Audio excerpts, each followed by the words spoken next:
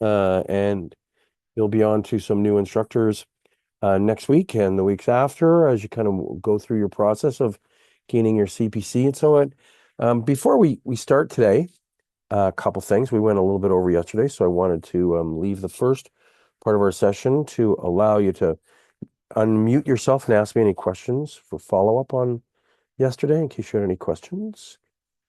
You're always so good. You never do. Don't be ashamed. You can always unmute. While you're thinking about that, I want to, I know I've done this before, but I want to congratulate you for making the decision before, in case I forget to do it at the end of today.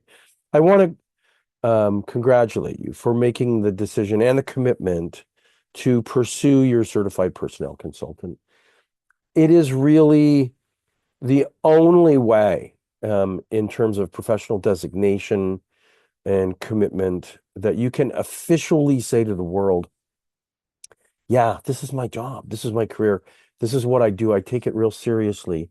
I want to be a professional. I am a professional. I act like a professional. I care about me and my company and my industry.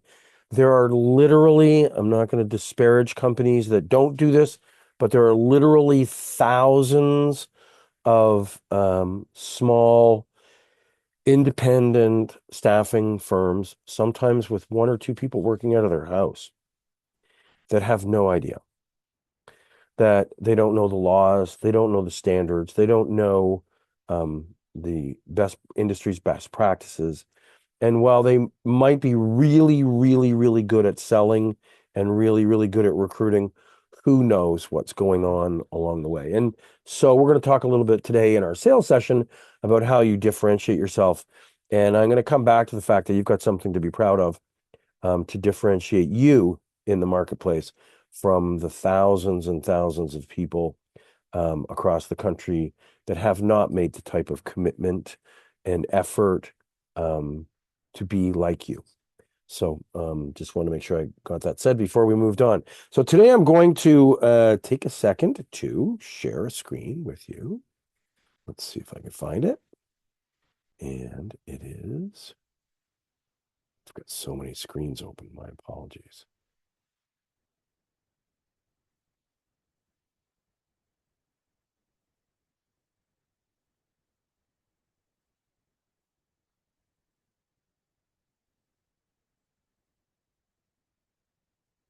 Should have been easier.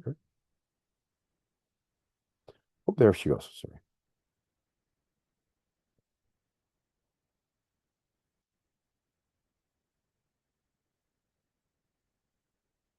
Okay, sorry about that. So you should see up on your screen the staffing industry professional sales training module cover page. If you can't see it, then please de-mic yourself and jump right in there so that we don't get too far ahead of it before we figure out we've got a problem. So today we're going to really quickly, we say it at the beginning of every session, that you've got these modules that you can take towards your CPC, and the sales and recruitment modules are one or the other or both. Always recommend that you do both. And again, you'll have the opportunity to write your challenge exam after you've completed all of them. Today's session is on sales, and it's particularly, it takes a whole variety of sales concepts that exist in the world for all kinds of sales, sometimes sort of generic sales principles and really great sales practices, best practices. And we try to drill it down to the staffing and recruitment industry. And we'll be referring a lot to temporary help sales or permanent recruitment and placement sales, executive search sales, and contract IT, contract and technical consulting sales. And when we come into an organization, we see a whole variety of titles. Titles like account manager, business development rep, search consultant, executive recruiter, staffing consultant, sales representative, staffing coordinator, sales associate, recruitment coordinator, talent acquisition specialist. You know, some companies come up with some pretty creative titles, but the reality is that pretty much every title inside a a role in our industry has got either entirely or some significant component of sales. We even use these titles like or describe what we do at our desk as a 360 desk or a full cycle desk. And this is very often in more independently owned and smaller regional companies where everybody does a little bit of everything. And of course, if there's some other organizations that got some very defined roles, like you do pre-screening, and another person does interviewing and onboarding, and another person does, outside sales, another person does order taking, and another person does order fulfillment, and, or some combination of those things. And those are great models too. But the reality is that even I know of at least one organization that has got very structured jobs like that, except for um, you rotate through those jobs. I mean, you don't stay in, you do one job for a week or 2 weeks, then you do the next job for a week or 2 weeks, and you continually rotate through them. So you become ultimately a full cycle or 360 desk recruiter. And these activities include things like the marketing activities, the things that generate leads, and client development, new client development, and client penetration, existing client penetration, and order generation, and then taking orders and recruitment for those orders, and then the search and the matching of candidates to those orders, and then the presentations of candidates, and the presentation of jobs to candidates, and the presentation of candidates to jobs, and these close send outs, and the interview prepping, and the interview follow-ups, and the closing, and then the negotiating people's contracts and terms of employment, and of course maintaining the relationship in the long run. And we could go on and on and on. But the fact is that unless you're in the accounting department doing payroll, and quite frankly, we could use a few more sales skills back there too. Anything in the front office, um, any activity that is performed in the front office has got some need for sales skills in the performance of those activities. And so, we hear expressions like, oh, it could sell ice cubes to Eskimos. I don't know, is that politically correct anymore? There, we talk about a born salespeople, and we talk about whether, and when there's the big discussion about whether salespeople are born or made, whether you can train a salesperson or whether they're a natural talent. So we talk about nature versus nature versus nurture, which is another way of saying the same thing. Were you given the DNA of a great salesperson and a great communicator and a great persuader? Or did you grow up and learn and develop your skills and become nurtured in an environment that helps you to develop those personality traits that are really suited to fantastic sales?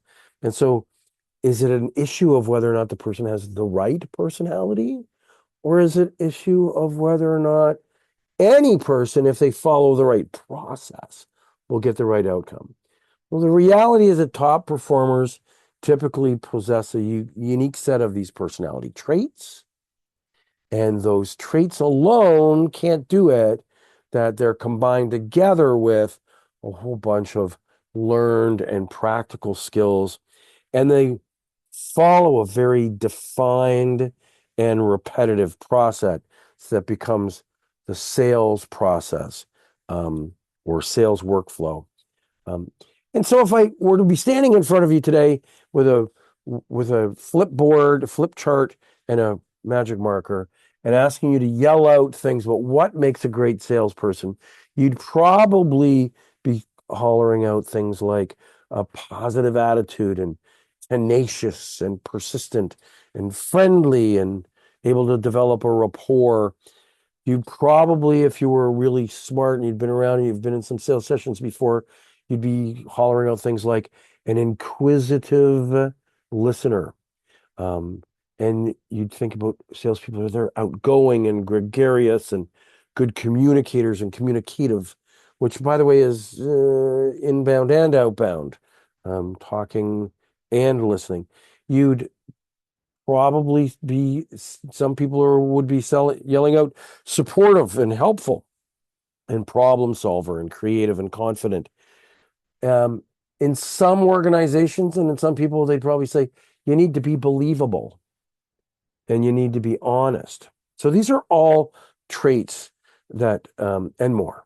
The list goes on and on of what people think are the right traits. And so we've taken these traits and we've kind of bundled them all together into 7 categories, 4 that are main personality traits and 3 that are supportive personalities traits.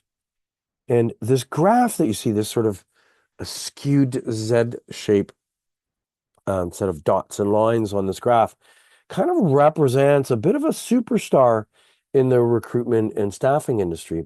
Now, I own and have partners and license a product called Traits, and and it's a Canadian personality assessment tool.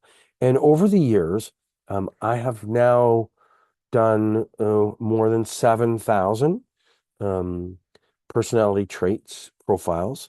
So these interview like process steps of people in the recruitment and staffing services industry. Most of those, I wouldn't 89, 90% or more of them in Canada. So representing the Canadian industry. And we've even taken this tool and gone to conference before and had hundreds and hundreds of people do the personality traits before they show up. And then we've run the reports and put them in an envelope and handed them to people when they came into the room to talk about these personality traits that exist in great superstar salespeople. And interesting enough, we would pick the best ones, the superstar looking traits that look just like this, and ask permission from those people to talk about what they do and what their numbers were like. And yeah, by far, I mean, it's just uncanny and unbelievable how we can predict how certain personalities are going to be the rock stars of sales in the recruitment and staffing service industry. And so we're going to, this or other personality traits tools will help you to objectively assess whether or not people have these predominant, predictable, recurring themes in their personality that will explain why they behave, and will help us to predict how they will behave in a whole variety of circumstances. So the first one is assertiveness. And we measure assertiveness to whether or not a person is very accommodating or whether a person is very aggressive. And what we found is for salespeople, that they need to be a little more on the aggressive side than the accommodating side, because assertiveness includes things like competitiveness, the need, want, and desire to win, to be number one. It's about ego. It's about a person wanting to be seen and heard. It's about self-esteem and confidence. It's about wanting to get their own way, feeling proud and have pride in their ability to make decisions and that their decisions are the right decisions and they want to stand by their decisions and they've got confidence in their decisions and having the confidence to make the decisions. You know that when you meet a passive person, that they'll probably wait and see, not necessarily act right away, make a hard decision on. Sorry, guys, there's a beeping sound here that's coming from an old analog telephone. Who knew? My apologies. And so the courage, the courage to ask customers, why not? Can we talk about this some more? Let's obviously you've got a good reason for saying that. Can you explain to me why? The courage of getting in to see people in an organization who have got the power and authority, the courage to overcome objections, the courage to make calls, to introduce yourself to people you don't know, to go places and talk to people that you don't already have a relationship with. These are all parts of what we call assertiveness. And so they become results focused and self-confident and bold, and they seek challenges and take risks. Take the risk of hearing no. Asking the question, would you like to buy that today? Can I put your name on? Can we start to fill out the form? Or can I get your credit card? Or how would you like to pay for this? These are all questions that take courage. And sometimes courage also means asking questions of people just to find out whether or not they want to buy. They can buy, they're qualified to buy. So imagine sitting at the dinner table with a bunch of people that you've just met, maybe one or two close friends and five or six people that you just met. You don't go around the table asking people how much money they make. But if you're how much money they earn, how much money they've saved, how much their house costs. But if you want to be a successful real estate salesperson or an investment advisor, you better have the courage to very comfortably always ask those kind of questions. How much money do you make? How much money can you save? How much money have you saved? How much money do you have in the bank? What do you want to earn? What do you want to make? These are all questions that require the confidence to boldly go.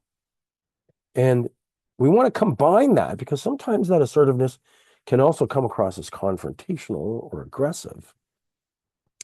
So we want to combine that together with this sociability.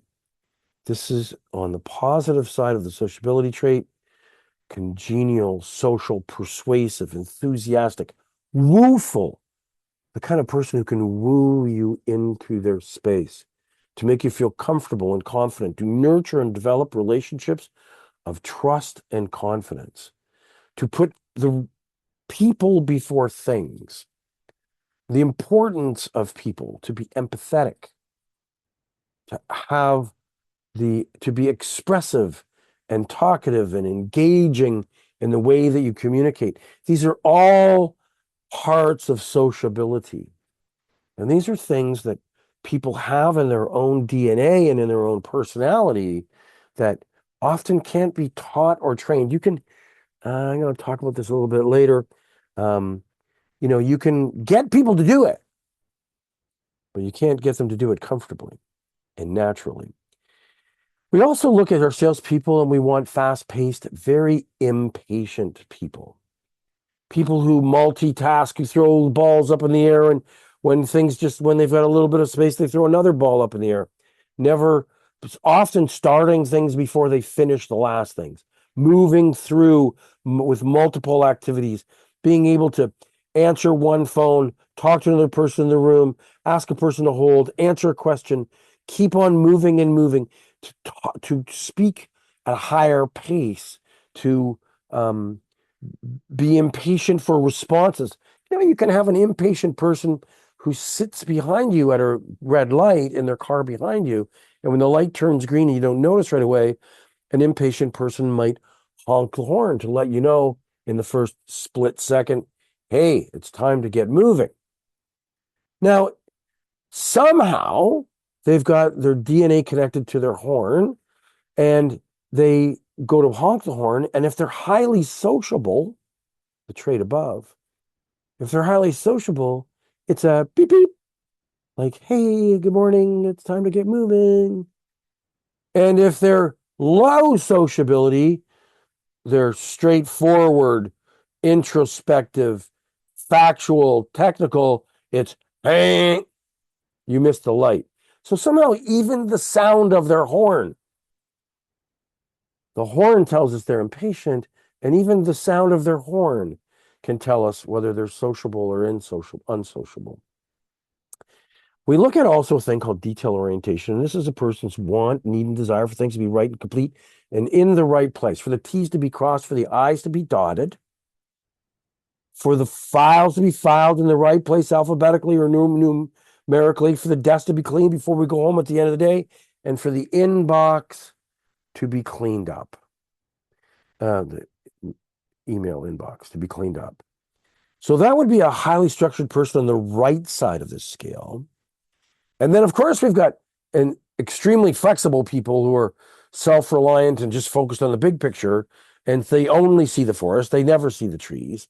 And so they can be generalists and they can be uninhibited, and things can be sometimes a bit of a mess. And very often you hear people who are highly flexible on the scale of detail orientation to say things like, oh, yes, I know my desk is a mess. There's a lot of a lot of papers here, but trust me, I know exactly where every paper is. For example, on the bottom of that pile is that contract with Sally that still needs to be reviewed and signed. And on the top of that pile are my taxes from last year that are 3 months late. And so they're able to, they know that probably it would be better if they had more detail, but they'll rationalize and justify their lack of detail orientation. So if we're way over on the right-hand side, we probably of detail orientation, we probably want that person to be doing research on mRNA, mRNA, virus protection research, and in the laboratory to make sure that everything is perfect and detailed and clean and correct. And if we want a person over on the left-hand side to be, I don't know, maybe uh, a farmer working in the barn, they may not be so detail oriented. I'm not sure if that's a great example, but there's cow manure around, and not to be bothered by that, to keep on moving. And so different jobs require different traits, and neither one of them is right or wrong. But what we found in sales is that too much of an emphasis on detail orientation, especially if their assertiveness is a little bit low, can create procrastination, and that the need and want desire to get more accurate and more detailed will mean that they're never ready to move forward and make the call, never ready to move forward and make the deal, to go visit the client, to present the sale, to overcome their objection. They're going to have to, paralysis by analysis sometimes is a funny phrase that people use. And so we don't want people to be far too right on the detail scale, but we also don't want to be crazy messy, because we've got to get those phone numbers and email addresses and all kinds of information into the contact management system. And so we look for things around the center. No strong emphasis on the detail side and no strong emphasis on the self-reliant generalist messy side of the line. And so we know that this graph, this slanted Z, is really where the superstar in the staffing industry falls. And then, of course, we look at other things like behavioral adaptability. This is like the ability for a person to be chameleon-like, to be able to read the room, to understand it's time for the talkative person to not talk. It's time for the less detailed person to show their understanding of the detail. It's time for the very impatient people to wait, to talk slower, to get in sync with the buyer. So with high behavioral adaptability, we get more of a chameleon-like person who requires lots of stimulation and can change with the workflow. And then if one day is not like the last, that's good, that's not bad. And if we're low on behavioral adaptability, then we know that that person is to be consistent and persistent. And those 4 personality traits up above are likely to exhibit themselves in exactly that way all the time, regardless of the circumstances that they're in. So because a person is in sales and every customer and every buyer situation is different, our great salespeople need to have some degree of behavioral adaptability. The last two I won't spend a lot of time on, but emotional control, we need to be somewhere around the middle, or possibly it's okay to be a little bit to the right or the left. A highly emotive, empathetic person on the left-hand side is a person with empathy and understanding, and so they listen and they can be more tender-minded, and they can feel the feelings of the buyer, and they can understand their emotional connection to the decisions that they're making or not making, and why, their fear of making a decision, and that can be helpful in sales. And yet also we need to have logic that prevails, so that we have rational thought, so that when customers are not being rational about their buying decisions, that we can use logic and factual arguments and creativity, using facts to overcome the objectives and kind of move things towards closure. And of course, if a salesperson is too emotional, then they fail 80, 90% of the time. And so imagine if you're an extremely emotional person, how upsetting it would be to make 10 sales calls in a day and only make one or two orders, and they would just feel the pain of the eight that didn't come through. And so, we want to be somewhere in the middle with emotional control. And creativity doesn't necessarily have to mean things like a poet or an artist, a painter or a musician. It can also mean your ability to write the code um, to solve a problem in computer programming. It can also mean how you use your lookup tables to make your spreadsheet more efficient. It can be how you use the information that's presented to you to solve a problem in making a placement. So creativity can find its way in many ways. And of course, we know that a person is highly imaginative and overly inventive. They're constantly, you create this spreadsheet that's supposed to be used over and over and over and over again to save people time because it's the same problem, the same thing, and the same stuff over and over and over again. And of course, they put the effort into building the spreadsheet before you ever did it once. And then you took a 1 hour job, and every time you did it in 3 minutes from then on in for the rest of your life. Well, an incredibly imaginative, creative person, every time they open that spreadsheet, they might think of ways to make it better. So they might spend an hour fixing it, making it better, and putting in colors and columns and new sheets and new lookups and all kinds of things that maybe made it a little bit better, but didn't make it so much better. So highly imaginative people, way over on the right side of the scale, can be sometimes inefficient. And highly conservative people would over the left-hand side of the scale, just keep on doing it the way you've been doing it because that's the way we've always done it. And so that's the way we need to do it again today. That's the way my mother did it and my grandmother and my great-great-grandmother. And so that's the way I'm going to do it. And that might be the right answer for a pie, but it may not be the right answer in how we solve problems in the workplace. And so we look at people with a creativity that's somewhere in between 4 and 7. A little bit more creative than not creative is probably a good thing. So this example here of 6.5 is a perfect, this is what we would consider to be a superstar salesperson. So then we got to ask ourselves, what are these salespeople doing? Because we often use, oh, I'm in sales and marketing. Is the person really in sales and marketing? The terms sales and marketing are often combined together when we talk about people in their roles, and it's understandable in an organization like a staffing firm that's got the 360 desk and the full cycle recruiter where everybody does everything. But they don't mean the same thing. Sales representatives are not responsible for designing logos and brands and advertisements and writing collateral, which they shouldn't be unless they're a marketing person. And it's also not to mean that the marketing representatives are responsible for knocking on doors and making cold calls and going out on calls and negotiating deals and overcoming objectives and making sales.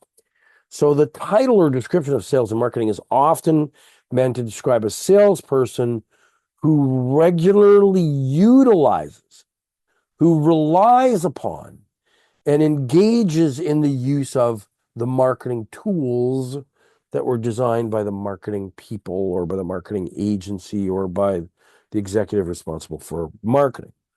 And so the marketing tools help with the sales process, but they don't replace the sales process. So sales and marketing both impact lead generation, and then eventually, obviously, lead generation should result in the development of revenue. So the sales part of it refers to the activities that directly lead to a sale. It leads to the customer's purchase of the good and service. And the marketing activity is the process of getting people interested in the goods and services being sold. So you market to develop a lead and a prospect, and then you sell to the lead or the prospect. Now, the seller may continually refer back to the tools and the messaging that were used in the marketing process to move the person towards closure. But sales is getting the order and getting agreement to the purchase, and marketing is getting the people who are interested in potentially purchasing the goods and the services. So marketing creates brand awareness and it creates interest, and it's intended to attract potential customers and improve the lead generations, while sales is the active process of proactively, the active process of now, creating a lead through an active process is sales. In other words, calling somebody and say, "Hey, do you buy?" That would be extremely cold call, and that may be the creation of a lead also. And so sales is the active, but typically the active process is closing the deal. So some examples of these marketing activities are advertising, branding, direct mail campaigns, email broadcast campaigns, blogging and educational content, pay-per-click, Google advertising or Facebook advertising on a PPC method, or internet advertising, events and event promotions and sponsorships of events, and collateral, the production of brochures and business cards and envelopes and items and pens and dipstick cleaners with your logo on it. These are all, it's your signs and how they look and the window dressing. These are all examples of marketing that hopefully your great salespeople aren't spending their time on doing. It marketing also includes writing white papers, creating educational sources.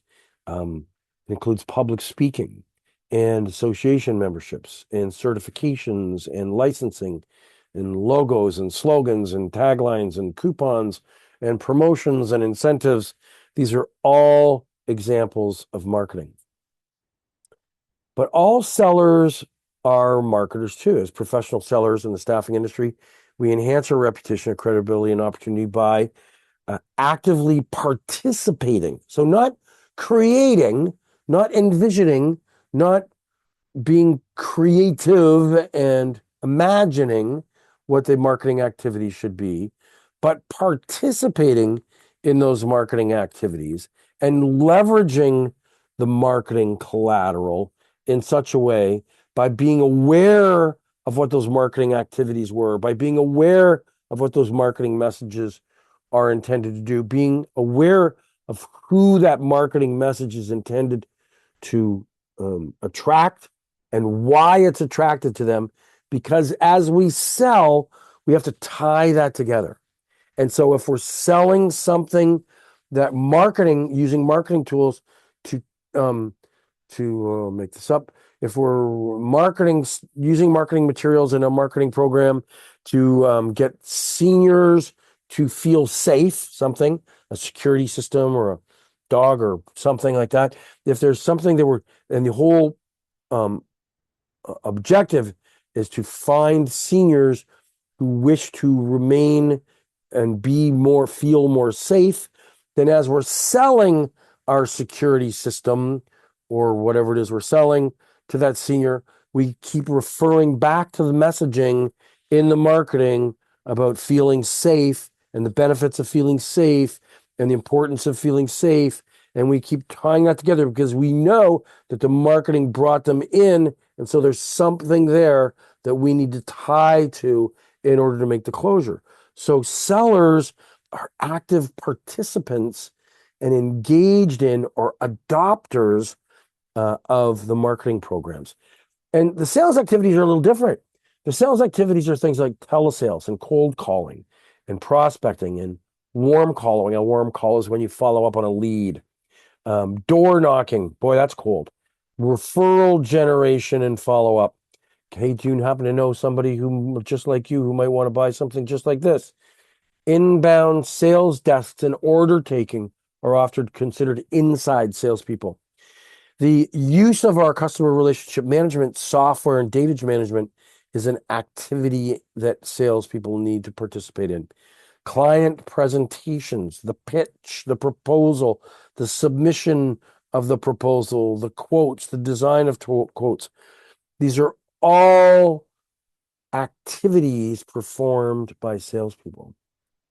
taking a lead and qualifying that lead to determine if they're a qualified buyer, learning about and evaluating a prospect and what their buying process is or will be, discovering and overcoming objections, setting a price,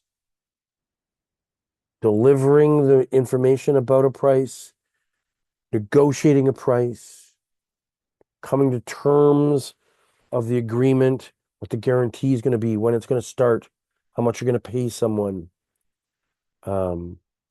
what their benefits are going to be like. These are all parts of the negotiation of the terms. A contract or an agreement authorization, in other words, bringing in contract people and saying, hey, sign this, sign here. Are there parts of this that we need to negotiate?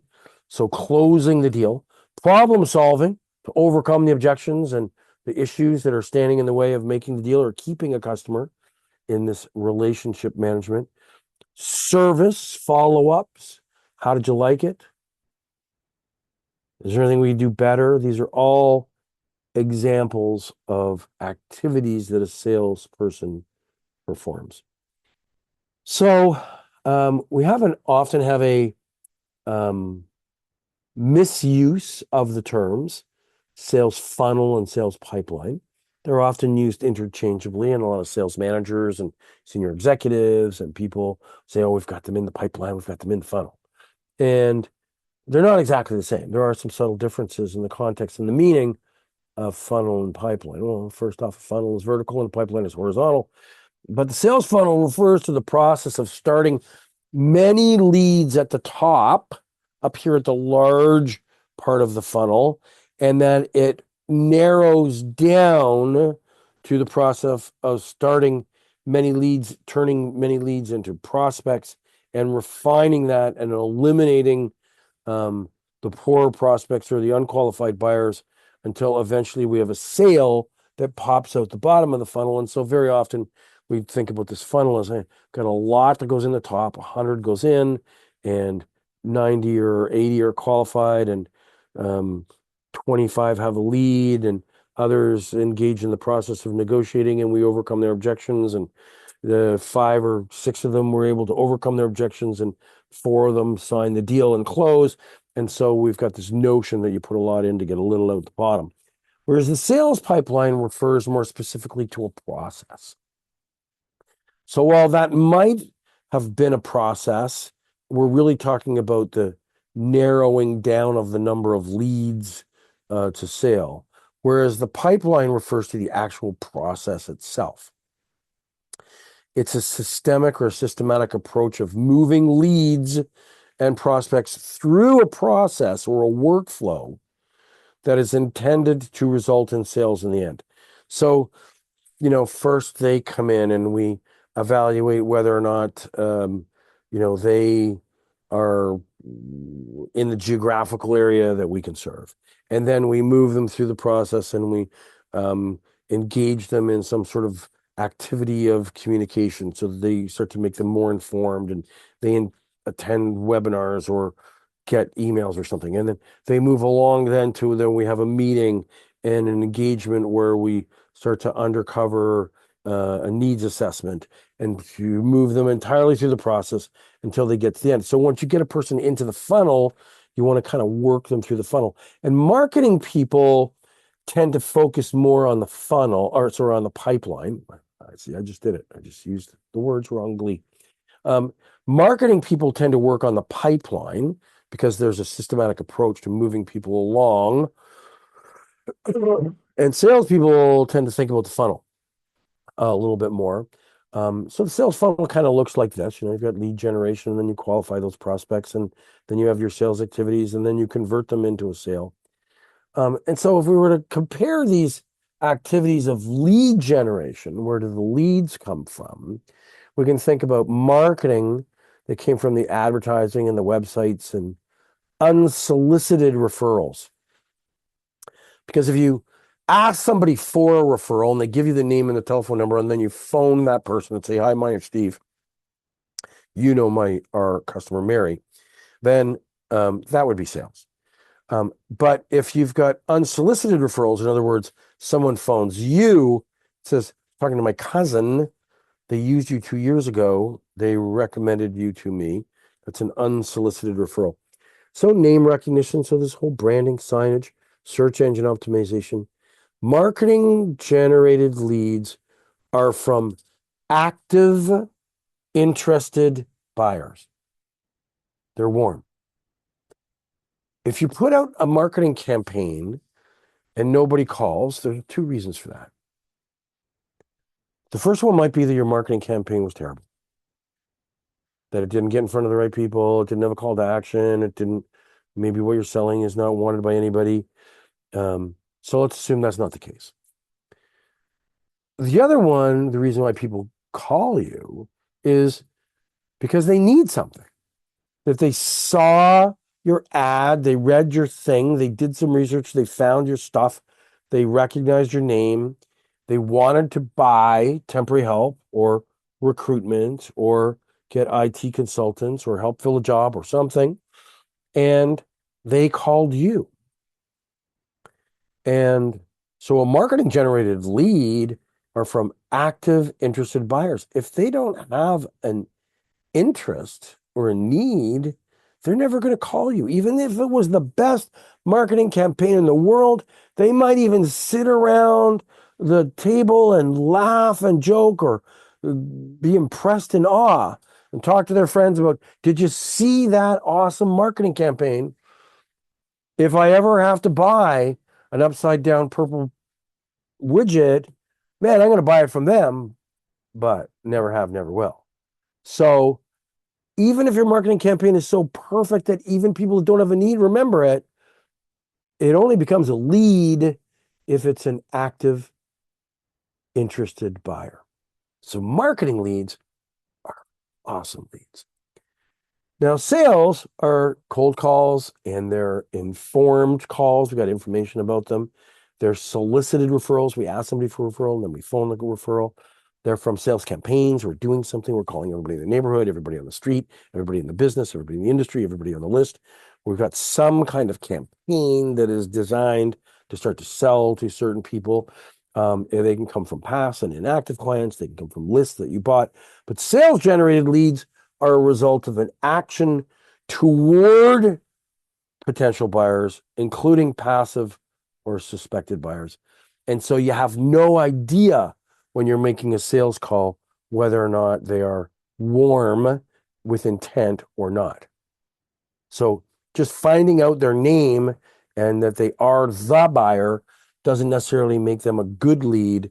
It can make them a lead, but not necessarily a good lead. So it's no wonder that some more, let's go back here.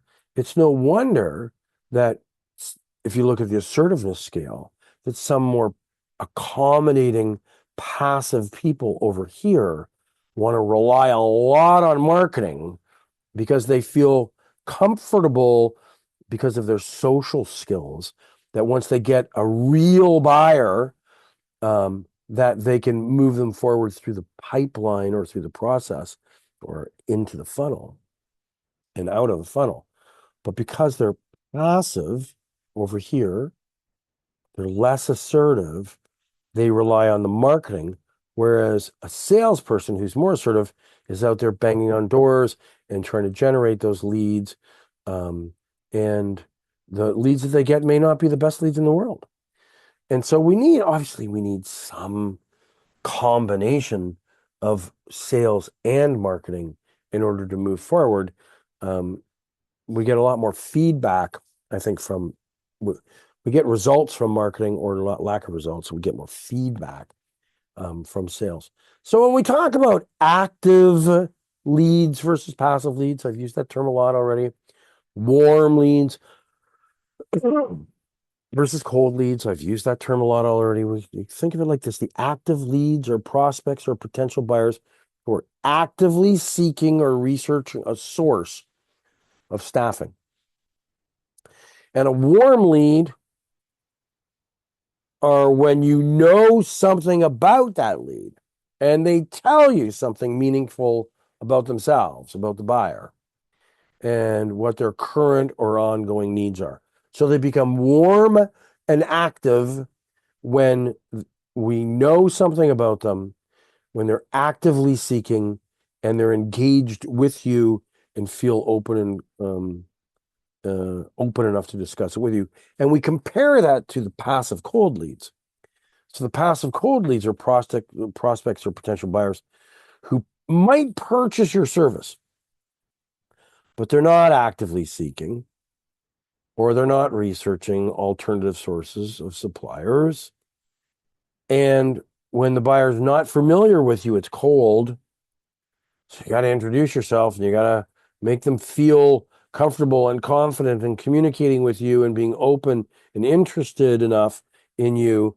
And you have very little knowledge of their needs and buying criteria. And so you start from ground zero and you're trying to build something from ground zero, whereas the warm lead, you already know something about them. So of course we want active warm leads because they allow the seller to more quickly engage in interesting conversation and the development of rapport. And warm leads are more inclined to be open and to discuss with you and to disclose information to you and to consider new possibilities.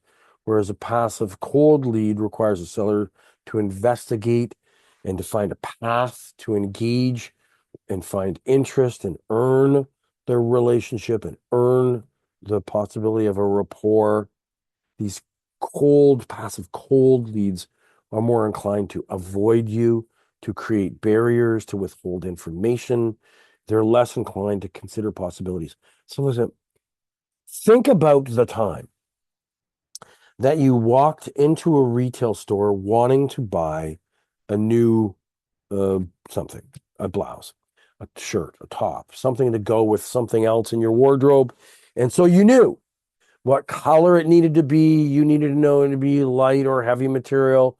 You needed to know whether it was going to be pullover, crew, or buttoned, whether it had to have a collar, long sleeves or short sleeves. You knew something about how it was going to fit well in your mind's eye, how it was going to fit well with that jacket or something else that you were wearing and thinking about wearing in this wardrobe.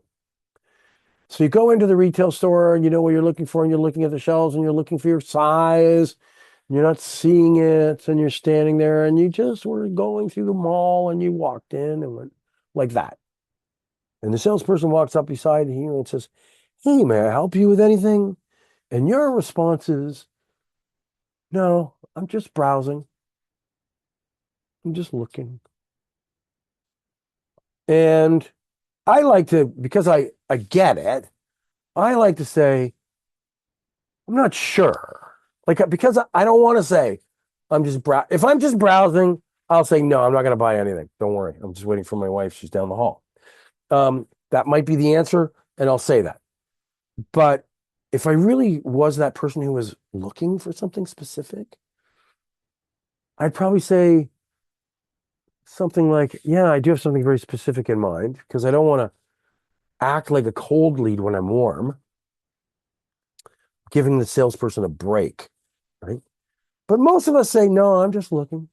And the salesperson who's kind of passive says, "Okay, call me if you need something." And so they accept no for an answer. They accept no. And they walk away and they stand on the other side of the store and they fold things and they kind of look at you. Now, the more assertive, aggressive salesperson watches what you're looking for and sees the things you're pulling off the shelf and putting back and says, "Oh, it's got a collar and it's size 6." And so then they eventually come over and say, "We've got some other collared blouses in size 6 in the back. Would you like me to pull those out so you can see them too?" So they're trying to take a little bit of information that you failed to disclose to them because you were a passive cold lead. You were inclined to create a barrier and withhold information and not tell them exactly what you wanted. And now they're putting things in front of you, kind of marketing in a way that is going to get you to be more open and be more warm and start to disclose what you want so we can find what you want to buy and then sell it to you. Of course, we may not have what you want to buy, and so we've got nothing to sell to you, but We need to get a conversion from this cold, passive lead to a warm, active lead. And the way you do that is by getting people to disclose information and feel more inclined to consider possibilities. And so every time a salesperson goes out, they got to be thinking, why is this person being cold and closed? And how do I develop enough rapport in order to get them to start to disclose information to me? In the absence of disclosure, nothing is sold. It's just luck that they might just say, oh, I found what I'm looking for here. I'm going to buy. Like, that's just luck. That's not sales. That's just luck. Okay, so now when we start to think about all the options that companies have in order to buy from recruitment companies, we have to think about the issue of differentiation. What will differentiate you from all the others? Why should they buy from you and not from somebody else? And so there are things right off the hopper. You're an ACSESS member. Maybe everybody's not. We've made a commitment to our CPC. I'm a certified personnel consultant. I've made a commitment to my professionalism. And you can feel confident that everything you do with us is going to be in keeping with all labor laws and standards and the industry's code of ethics and standards. But really, at the end of the day, the differentiator is you. It's you and your personality. It's you and your approach. It's you and your knowledge. It's you and your effort. It is you. Because when you come to think about companies and how they differentiate themselves from other companies, they talk about our company's features. We're this big, and so that means this, and that's the benefit. We've got X number of branches. So the benefit is that your branches can work with our branches. And we've got an applicant tracking system. And so the benefit is that if there's a candidate in our database, that we'll find them quickly and get them to you quickly. It won't take us months to go through a bunch of files. I mean, but really, there's lots of branches and lots of people and lots of applicant tracking systems out there. And, you have to ask, does your company solve their problem? Does it meet their criteria? They might have a criteria that says you can only do business with us if you're a member of ACSESS and you've got $10 million worth of liability and theft insurance, because we're a bank and you have to have $10 million worth of liability, CGL, and theft insurance. And if you've got those two things, then you can get on the list and potentially bid. But if you don't have those things, you don't meet the minimum qualifications. So there's credibility and reputation also. That I've got one customer, not in the staffing industry, in the province of Quebec. Their head office is in Ontario, and boy, they got a credibility and reputational problem in Quebec. I mean, they just always hired Anglo-speaking people, and most of their customers were francophones, and they just literally have 20-year reputation of the people going, oh yeah, the English company from Quebec. And so they've got a reputational issue, and their credibility and reputation can be positive also. Your reliability, your rules and policies, their rules and policies, do they match? Savings and efficiency, so price doesn't matter. Timing and availability. Can you fill that job now? Can you fill that job quickly? Can I make my phone call to you at 7 o'clock in the morning for a 9 o'clock shift start? These are all things about the company, but quite frankly, there are thousands of companies out there. And even if your company can differentiate itself from the others, it's pretty likely if it's one of these things that other companies are going to figure out how to do that too. And you will no longer be differentiated, but you will be homogeneous with that group of qualifiers. And so then they take a look at the person, and is this good timing? Did the person show up at the right time? Is it convenient? Do they call me enough? Do I remember their phone number? Do I have their business card? Do I trust this person? Is there any relationship that is in with this person? How hard is this person to think about if you want to sell your house or buy a house? You find the real estate agent who's going to make the effort to work for you. So effort is a huge thing. Do you have knowledge and experience? Are you able to talk the talk? Can you bring some value to the table? So when buyers want to buy or at least change suppliers, when they've got needs, wants, fears, guilt, hopes, desires, they look at the company to determine if it matches. They look at the person to see if it matches. And so some of the things they look for when they're looking at the company in temporary and contract is they look for things like they say, oh, we've got short-term requirements, or we need transitional replacements, or we only use it for non-core roles, or we don't know, we're uncertain of what's going to happen and how long this is going to last for. Sometimes it's because things happen so quickly, so they need a quick response and a quick fill time. Sometimes it's about the law, termination protection. They don't want to bring people in that have to say to them in 3 months from now or 6 months from now, you're fired, and give a week or 2 weeks notice or pay in lieu of notice. They may have rules inside their company that says we've got a hiring freeze on, and we're not allowed to hire anyone until we get our new budget or get our new thing. But we do have budget in our temp or contract or supplier. You know, I had one government department that had a lot of money left over in their furniture budget. And so for the last 3 months of the year, they charged their temporary help to their furniture budget. Boy, did they get in trouble for that. Of course, we didn't know about it until after the fact, and it's none of our business what code they put on their invoices to charge it to the GL account. But we found out afterwards that a person got in trouble because they had been charging it to their furniture budget. So they have some hiring restrictions.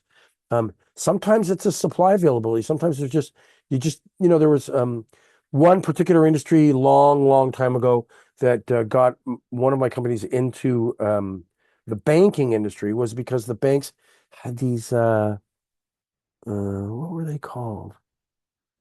Doesn't really matter. They had these word processor systems that were driven by a mini computer that you are all too young to even know the names of. But basically, back in the 80s, in the early 80s, a bank might have like a mini computer with 20 terminals on it, and that all the letters that were typed on these terminals and stored on a mini computer's central, just like kind of like in pre-local area networks. And that the software used to type the word processing software was unique just to that system. So the only people that knew that word processing system were people that had worked on that word processing system. They didn't teach it in schools. Couldn't find out about it. You couldn't take courses on it. You literally had to go get a job in a bank. And there were like 5 banks that all had the exact same one. You had to work in a bank and you had to be a typist. And so there were 300-400 of them in the city of Toronto. And we recruited as many as we could and just kept moving them, between jobs and banks all the time. And it was a supply availability. Another big piece of our business was avionics engineers um, for heads-up display and for EMP and EMI systems on fighter jets. Well, there was only like 20 people in the world that could do this. And so we went to England and Israel, United States, and we recruited those 20 people to come to Canada to work on these projects. And so sometimes it's a supply availability or lack of availability, and that you've got access to that supply that gets you in the door. So you got to think about what your niche is and whether you can differentiate yourself on supply availability. And then, of course, there's cost savings, there's price, direct and indirect. It could be that it takes a real long time to fill a job. That's an indirect cost saving. Could be that your bill rate is $1 less or $5 less than somebody else. That's a direct cost saving. It could be that your temporary help is or contract help is less expensive than their salaries and benefits and all their onboarding costs. So that could be a direct saving. And so same thing happens when companies are looking for executive search, placement companies to fill their permanent jobs. Usually supply availability is on the top of the list. Like if this was an easy job to fill, they would just fill it themselves, but they can't. They can't find a good candidate, so they need to go out to an agency who's got access to a greater pool of candidates. Sometimes it's about confidentiality. In the recruitment business, it's like we got this job and we don't even want our own employees to know that we've got this job opening until we are ready to move on it. So let's confidentially give it to a search company to search confidentially on our behalf. Sometimes it's about cost savings. Your um, controller just left unexpectedly, and you need to get a replacement, and you need to do it fast. And so time savings can be an issue. There can be this cost savings issue. There can be very often recruitment and search jobs are more inclined to be in the core roles, whereas temporary and contract tend to be more in the non-core roles. Of course, you can have an interim CEO, and it's a thing, and there are some companies that specialize in that, but more likely the recruitment firms and the search firms and the placement firms are dealing with the more core roles, and the temporary and the contract people are dealing with the non-core roles. Specialization can matter. I once had met a gentleman, who specialized in the placement of train track switching technology. So the trains and the GO trains that come along, and this train's going to go on to track A, and tracks change. And so I don't know what was so, I guess, pretty complicated stuff, pretty technically. And this guy had done like 20 perm placements in a year, and every single one of them was train track switching engineers. He eventually went out of business. He did really well for 2 years, and then eventually he placed everybody in the entire business. So you can be specialized, and you can be too specialized, like the train track switching engineer. It could be a professional process. It could be that that you have to have a certain process in place, whether it's a master vendor system or an on-site system or a technology or something that'll interface with their technology. So there might be a professional process that is in place, and assessment tools and testing or whatever it might be. So they'll look towards recruitment companies with that. Of course, they have to have access to a pool. And one of the things about recruitment companies that companies always look for are their guarantees. So why do these companies change?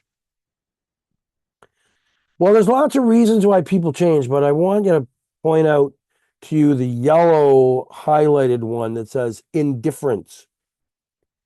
It can possibly be that they've got nobody and they just want to start doing it now. And it can be that they're very dissatisfied with their internal process or maybe their external supplier.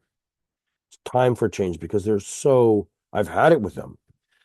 It can be about timing and convenience, being somebody calling and being in the right place at the right time.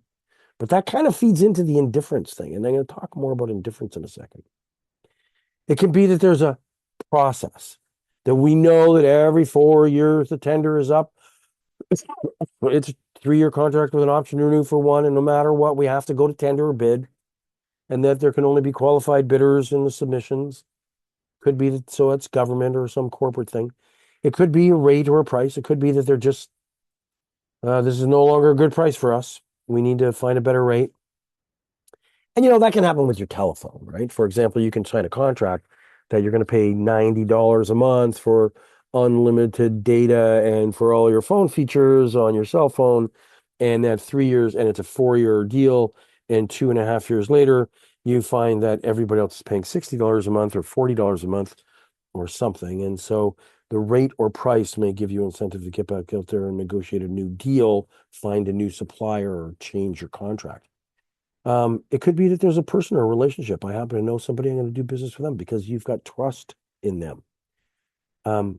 It could be the response to an offer. In other words, you present a candidate to somebody, say, "Hey, I think you really might like to meet this person.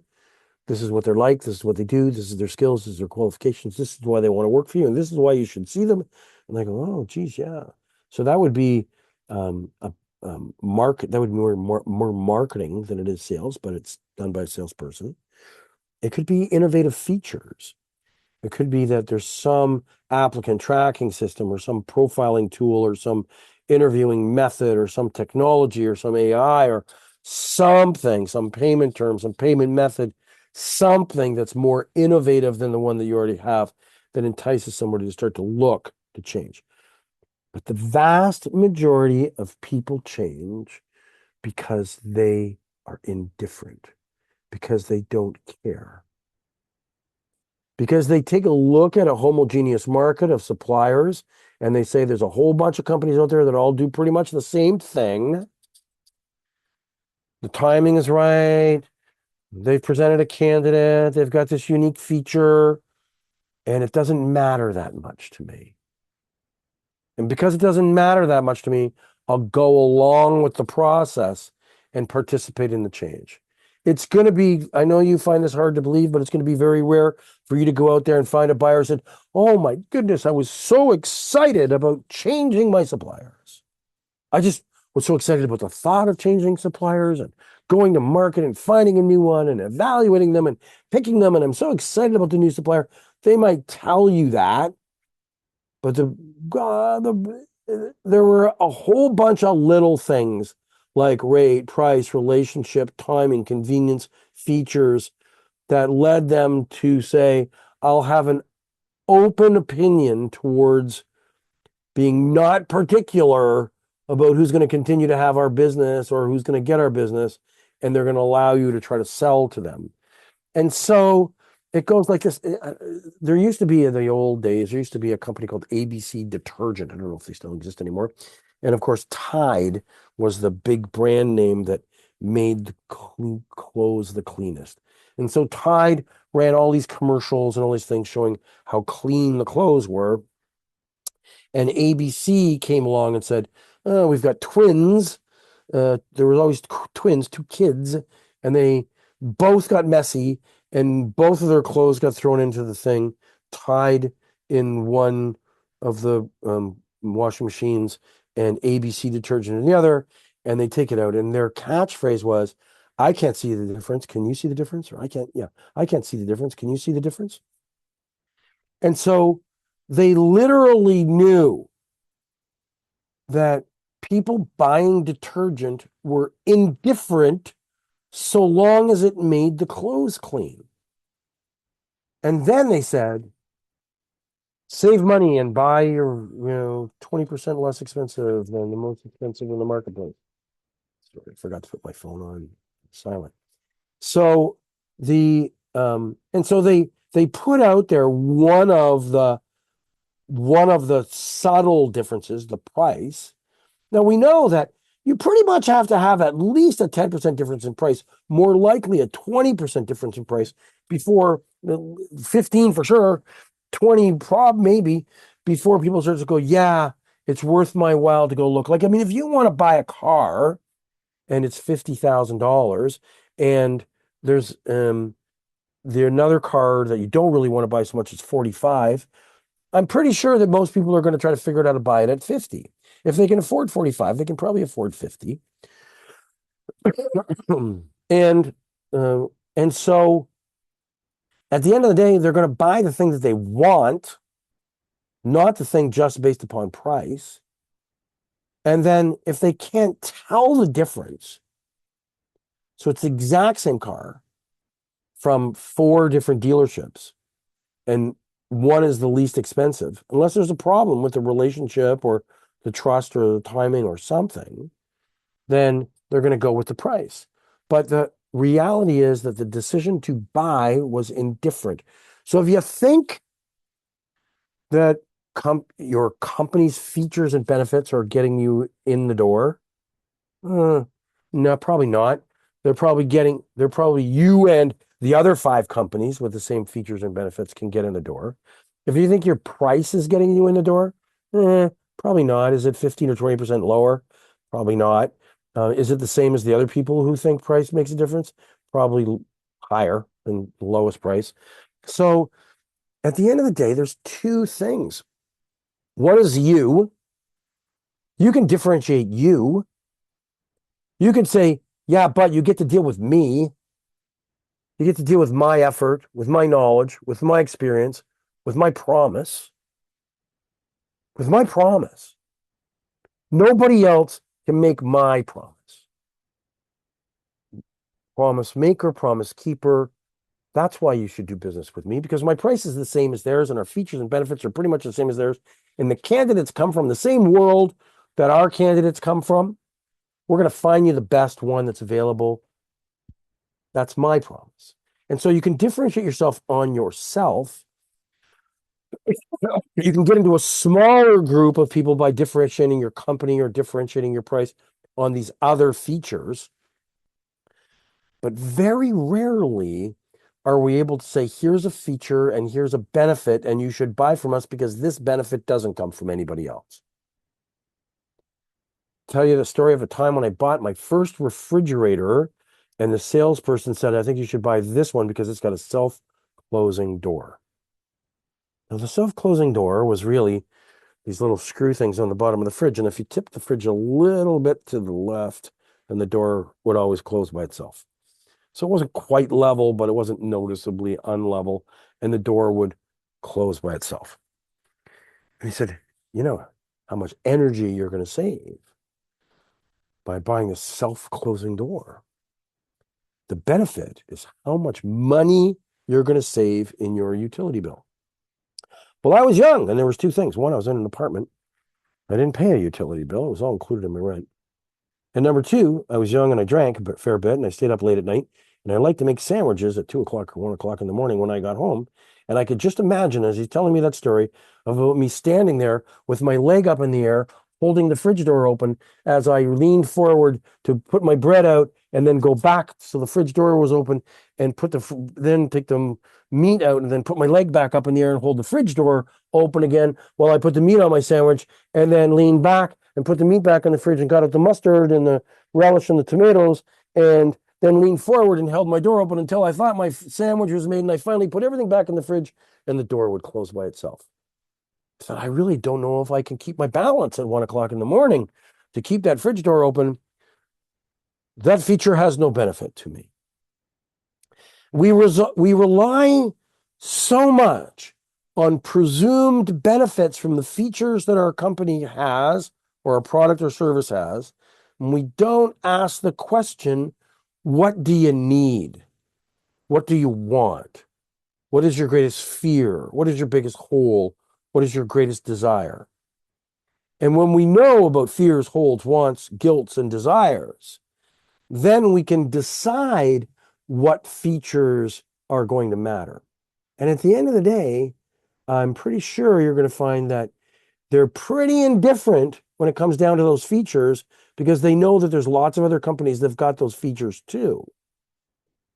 And so it's going to matter about you because no other company has you. So there are price shoppers.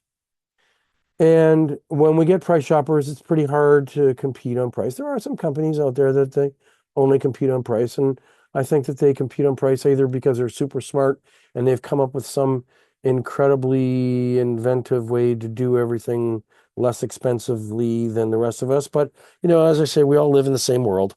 And eventually we all buy from the same place and we all have to get our paper from the same, paper suppliers. And we all have to buy our job postings from the same job posting places, and we all have to host our websites and pay our rent. And it's not likely that forever we're always going to be able to keep our costs lower than everybody else and be more efficient than everybody else all the time.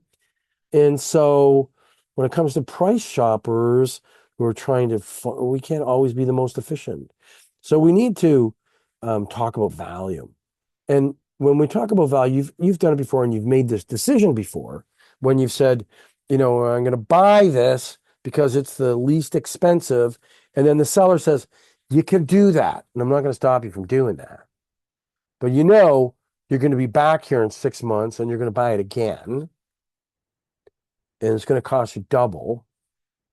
And if you buy this one, it's going to last you a lifetime. You're going to buy this one, it's going to last you for a long time. Even these things are only $25. And almost always the left ear goes. And so I have to go out and buy new ones to replace them for $25. Now it's only $25. So in my case, I'm like, I'm willing to spend $100 a year if I have to buy four. It's never 4 a year. If I have to buy 4 a year. And so But if somebody said to me, hey, Steve, it's $35 and they're going to last you twice as long, I would do that. So we want to take a look at time. We want to look at, are your candidates, do you have a better candidate? Do you have better candidates in general? Do you understand those jobs better in general? Is your process of order filling more efficient? Do you interface with their system? Do you interact with their system? Do they make it more easy for them to move forward? Are there any kinds of savings and there's any greater sense of reliability? Because if you're going to always sell on price, then you're always going to be put in the position of spending your entire time to make your company more efficient so that you can sell on price rather than sell on value. So let's talk a little bit about territory planning. We're going to take a break at 2:30, by the way. We're going to talk a little bit about territory planning. So as a seller, and as a sales manager, as an owner, we want our salespeople to define what you sell, define who buys what you sell, and define which customers or which type of customers buys what you sell. So are there characteristics of the buyers that they all have in common? And the territory plan is used to target the right prospects. Because remember, the marketers have to market in a broad way to potential buyers. So they got to know who the potential buyers are. And cold callers, sellers who are out there developing cold leads, boy, remember, those aren't the best leads in the first place. So we got to know, that, I've got one business that happens to specialize in live theaters. We do a bunch of things for live theaters. And so I know that I can't take that service, that thing, that bundle of goods and go out and talk to factories and warehouses and software development companies and say, this worked for these live theaters. It's going to work for you. But I do know it'll work for other live theaters that have to deal with the same unions, with the same lighting problems, with the same ticket sale issues, with the same liquor license issues, with the same. So we know that that very unique group of prospects in a geographical area, what those look like. So we define what we sell and we put it into a sales statement. And this sales statement is something that you or your salespeople can remain focused and efficiently targeted on. So what do you sell? Who do you sell it to? What purpose does it serve or what benefit does it serve to the people you sell?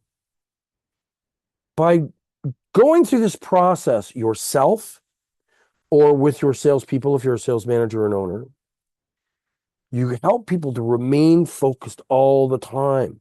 So every time they go to make a sales call or every time they develop a marketing material, they say, does it serve the sales statement?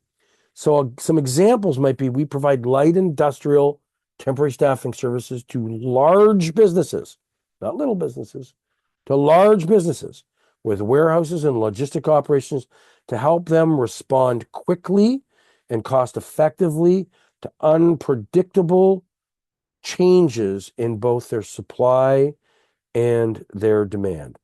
So, hey, we better get 25 people out on the floor today because the trucks are coming today. That's on the supply side. We better get 50 people out there next Wednesday because on Monday and Tuesday we got a massive orders on the demand side. So trying to sell to small distribution companies may not work. Trying to have two people in the same place maybe may not work for your business model where you've got 25 or 50 or 100. Other examples of these sales statements might be we provide confidential specialty recruitment services to assist companies in finding and hiring highly specialized and difficult to discover accounting and finance staff. So here's a specialty recruitment firm that specializes in accounting and finance, and not all accounting and finance, not the run-of-the-mill accounts payable, accounts receivables. This is the difficult to discover.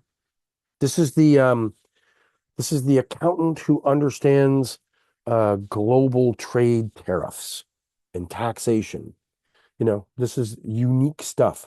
Another example might be we understand and expertly source and match highly specialized contract, not employees, information technology professionals to customers and projects, effectively helping to get their projects completed with the right skills on the right time on budget. So if you're just trying to fill job orders, that's fine. But if your forte is SAP and you've got the best 50 SAP, or Oracle database management people, and they're hard to find and they want to get things done fast because they've done it before, then you write that statement. Now, most IT companies are like, yeah, we're in IT. And then every order, one is for operations and one is for developing apps on cell phones. The next one is to work in a huge data center. It's very diverse and it's hard. So when we do this territory planning, we look at the geography. So what geographical area? We look at that target market. Is it an industry or a process or a technology or a company size or a company volume or something that defines, like the theater or something that defines who we're going to be selling to? Is it a vertical? So the vertical means temp, contract, permanent, contingency search, retained search, payroll, PEO. What is exactly that you supply to these people? And then, of course, there's the disciplines. What kinds of jobs, skills, and roles and titles does your company fill? And, most staffing companies are way too vague, and they struggle. And being more specific allows you to create synergies between coworkers. So, then you got to ask, what's your selling strategy? You can have multiple strategies. I think you can't have all, unless you're like a multi-billion-dollar worldwide global corporation with different verticals and different approaches.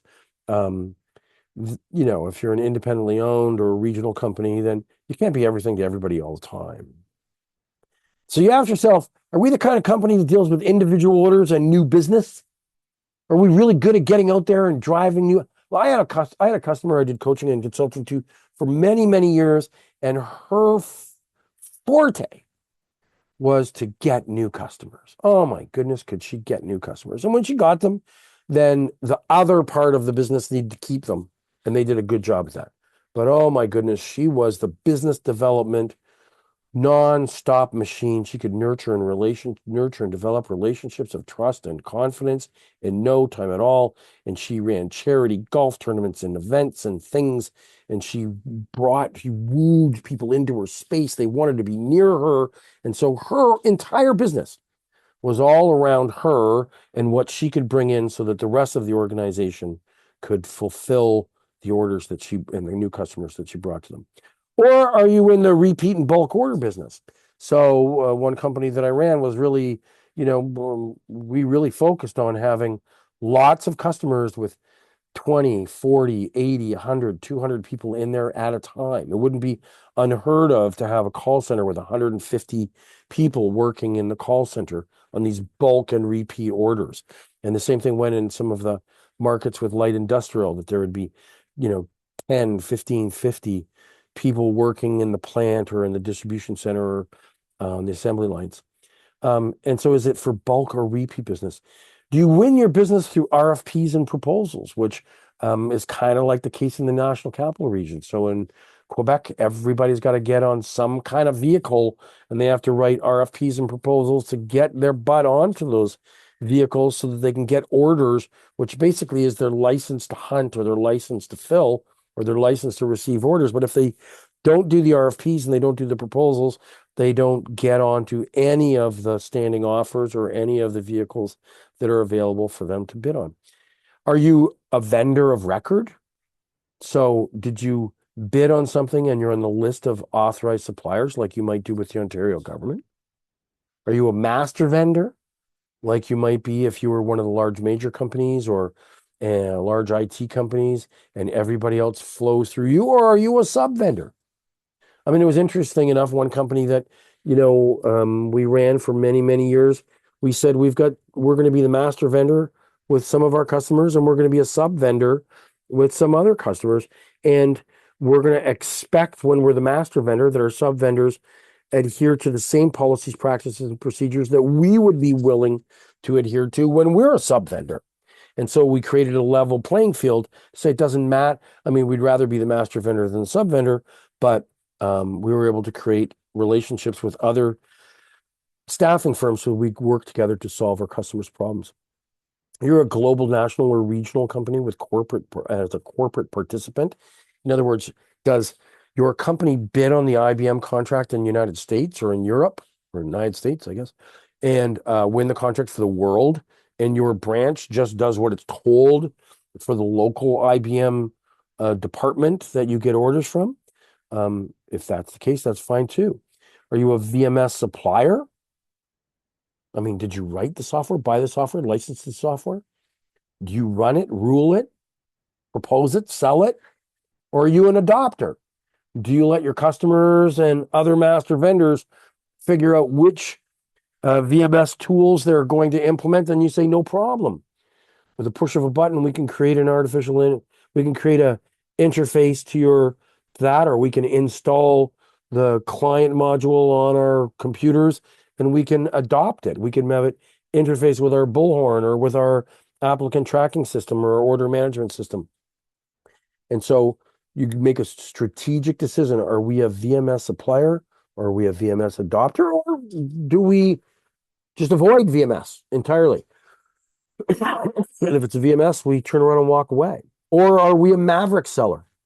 Do we know that these customers have got VMS systems that handle 95% of their business, but 5% of it falls between the cracks, and we deal with that 5%, selling Maverick, kind of like against the rules, under the table, behind the curtain, handshakes, mini contracts, local agreements. These are the things I call it Maverick business. That's not done on the main contract. Maybe you can, by the way, if there's a VMS situation with a master vendor and a contract in place and you missed the boat and you're not a supplier and you know it's going to come up in 3 years from now, you start now to try to become the Maverick. You find out what's wrong with the system they have. How does it fall? How does it fail? Where are their openings? What are unfilled? How do I satisfy that department manager? What kind of deal can I do with that department manager to go against the rules, to make a new deal with them, to fulfill their job so that in 2 years from now, you can qualify to bid on it because that manager and your performance says, hey, we're better than everybody else. We filled all the stuff that your master vendors couldn't fill. And so you get a chance to get on the bid. Are you an inbound lead gen company, heavily loaded on marketing? Or are you an outbound sales and proactive company? There's no right or wrong. There's no one or none. It's some combination. You can't be all of those things. Excuse me. But you certainly can't be a couple or several of those things. And you got to ask yourself, is that what you do? And let's focus on doing that. Qualified buyers. What is a qualified buyer? Hey, we're going to talk about qualified buyers, then we're going to take a break. So you ask the question, does this prospect already buy? Does this prospect have needs? Are the needs consistent with what we sell, with what you sell? Is the contractor, the contact that you have, an authorized buyer? Do they have the authority to decide and to spend money? Do they have the authority to pick a new supplier? Is the contact a decision maker, or are they simply an influencer? There's nothing wrong with influencers. You got to deal with decision makers and you want to influence the influencers. Are there other stakeholders, or are there other decision makers, and are there other influencers in the organization that you need to be participating with? Or if you're just dealing with that one department manager, do we need to get HR on board? Do we need to get finance on board? Do we need to get IT on board because of the interface of our systems together? Do we need to get accounting and finance on board? Who are the stakeholders, and who needs to get on board in order to make the decision to take on a new vendor? Are there vendor criteria that you can or cannot meet? Size of your company, size of your payroll, number of employees, amount of insurance, type of technology. Are there things that you need to know that you can or cannot meet? Is the prospect financially capable? if they start to buy from you, can they afford to pay you? Um, and is there already a supplier that the buyer is deeply committed to? And if there is, how do I at least get to the point where they're indifferent? It's pretty hard to become at least as good as indifferent if they're satisfied with a supplier, because you can't prove to them that they're satisfied with you unless you're a supplier. So it's hard to get even to the level of indifference, let alone get to the level of, boy, these guys are better. So is there already a supplier, and are you making rational and reasonable decisions about how much time and energy and money and effort you need to commit in order to turn that buyer to a new supplier? So we're going to deal with some of these terms. Customer profile. We have to define our customers. Our target market, that includes the industry they're in, the geographical area, the types of jobs that they fill. We talk about market share. Very often that's a percentage of the market, but you know, in the staffing services industry, there's so many segments and they bundle it all together. It's hard to develop a significant market share of the whole. So ask yourself, in my little slice for my highly specialized area, what's my market share? On the thing that I sell, only that I sell, what's my market share? We talk about market growth. We always talk about market share and market growth in terms of percentages. We talk about customer penetration, and we ask ourselves, if the customer is buying $1 million a year, what percentage of that millions of dollars do we have secured through our business? Have we penetrated them so that we can find and communicate with all of the buyers in all of the departments? And then we have this issue of barriers to entry. So what's stopping you from getting in? Is it the investment that you made? Is it the location of your office? Is it the size of your business? Is there some barrier to entry? But more importantly, we want to ask, when we have a customer, have we created barriers to exit?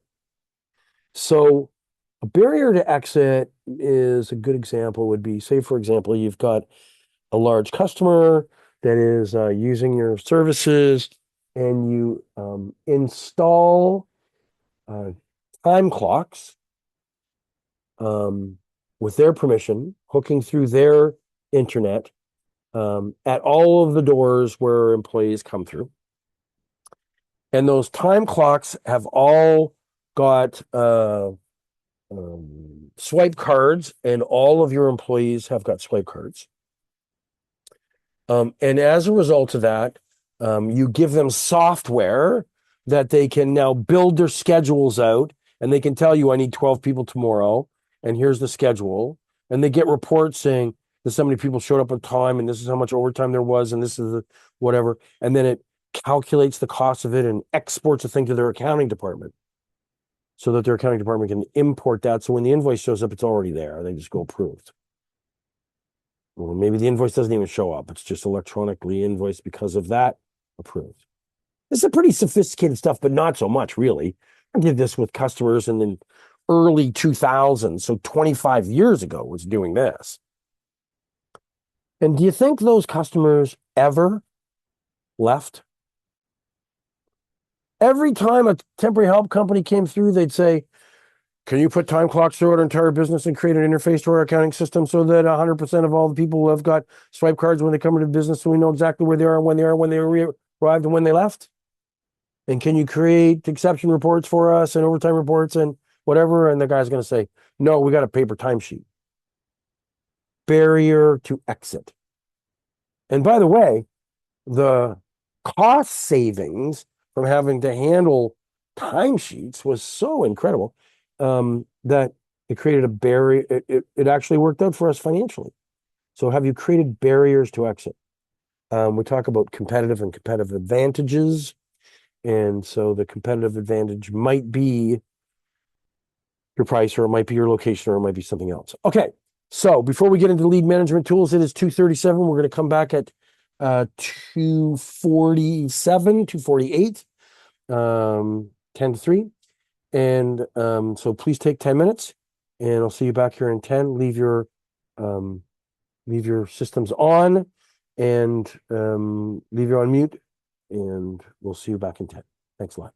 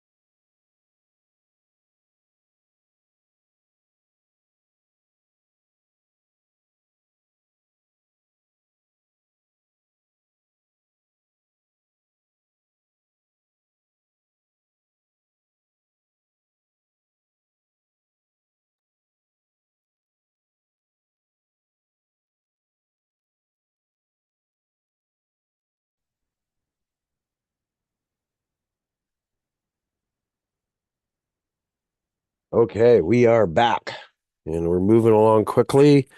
Lots of content in this session. So I apologize for talking quickly, but uh, we got a lot to get through. Okay, so if anyone has any questions so far about the things that we've covered very quickly, then please jump in, demute, and jump in and let me know what your questions are. Otherwise, we're going to keep on rolling along here. Um, okay, I'm cleaning up my screen a little bit. All right. So when we talk about lead management tools, we often are thinking about our CRM. I mean, it can be everything from your day planner to cue cards to a technology-based systems with your CRM and our list management. We also deal with social media engagement. We sometimes use that as individuals, sometimes as companies, and there's people in our company that are designated specifically for that role. We often have email marketing and email campaigns, and that can be done through our corporate email system, or that can be done through Constant Contact or MailChimp or some other email marketing tools that interface with our lists and with our CRM. And of course, I talked the other day about the importance of having templates, and we talked earlier about the importance of having collateral. And so, let's just talk a little bit about our cold calling success. So, cold call prospect success really, we're dealing with our CRM, we consider what's called a response or conversion rate, and this is how many outreach attempts we make. So, an outreach attempt could be an email sent to someone, it could be a telephone conversation, it could be a visit in person, how many outreach attempts were made, and statistically, how many of those it takes before we're able to get an order. And the magic number is 8. So of those who order, not if we keep doing it for everybody, but of those who ordered, did it take 8 or 10 or 12 or 2? And the magic number is 8, although we have to keep in mind that every industry, every buyer, every marketing campaign can be a little bit different. And so we know that if they're warm calls, so they came as a result of somebody phoning us or responding to one of our marketing campaigns, then the average can come down as low as 1 and is typically up to around 4. And so when a person calls you and says, "Hey, I call you because my sister-in-law uses your company and she recommended I give you a call. I've got a job that's open. Do you have a minute?" By the end of that call, you should have an order in place. And if you didn't have an order in place, then you got to really assess the quality of the manner in which you handle calls. So we have these I like to call it the toolkit. And in the sales and marketing toolkit, excuse me, in the sales and marketing toolkit, we've got everything from our email templates to our follow-up email templates to our collateral that we send out to our social media campaign to our um, email campaigns through Constant Contact or MailChimp or whatever it is. That we've got all kinds of things, the gadget that we send to their company, the process that we have, everything that you can think of that helps you to make another contact with the customer that's a meaningful contact, that we call that a tool in our toolbox or a tool in our toolkit. And we build a campaign that leverages all of those things because, quite frankly, you'll never know why a particular customer responded to a text, but they didn't respond to an email. You'll never know why somebody responds to a Facebook Messenger message, but they don't respond to LinkedIn direct message. And so direct email. And so uh, you got to have them all. You got to try to use them all. So we an outreach attempt might include something like documenting the prospect inside our CRM, inside our technology database, and then making that introductory call or receiving that introductory call. And then at the end of the call, following up with a confirmation email. In our call, we talked about this and that, and you said this, and I said that, and I promised this, and here's that thing. Um, then you add the person to your email marketing campaign so that now, if you're sending out things that are saying, hey, here's our salary survey, and here's our um, list of available candidates, and here's our information on background credit checks and credit checks. Here's a change in the legislation. If these are the kinds of emails you'll send out, you get them into that email marketing campaign. Then this is the part where I think is really important, that you make a promise and you fulfill the promise. So making a promise can simply be, let me ask so-and-so what their opinion is on that, and I'll get back to you and let you know what they said. Let me take a look and see what some of the other companies who hired and see what they paid and whether there's any difference in our recruitment success or not, and I'll let you know. And then you follow up with that promise. Yesterday, I promised you that I'd phone so-and-so and I'd ask them this question, and here's the kind of information I got. And I went a little beyond, and I asked 2 or 3 other people, and this is also the information I got. So it could be, I told you that I would mail you our brochure, and you mailed the brochure. It could be that I told you I'd email you the contract, and you email them the contract. But making a promise and then fulfilling the promise, even if it's a minor promise made, minor promise fulfilled, starts to establish your credibility as a promise maker and a promise keeper. And sometimes they can be so small that it doesn't feel to them like it was a big thing, like it was a big promise. But you start to establish a rapport and a relationship that was based upon the fact that you can be counted on to do what you say you're going to do. That automatically makes you different from everybody else, from almost everybody else. I can't tell you the number of times that somebody's made a cold call on me, and I've said to them, geez, that is something that I do from time to time, but it's not on my radar right now.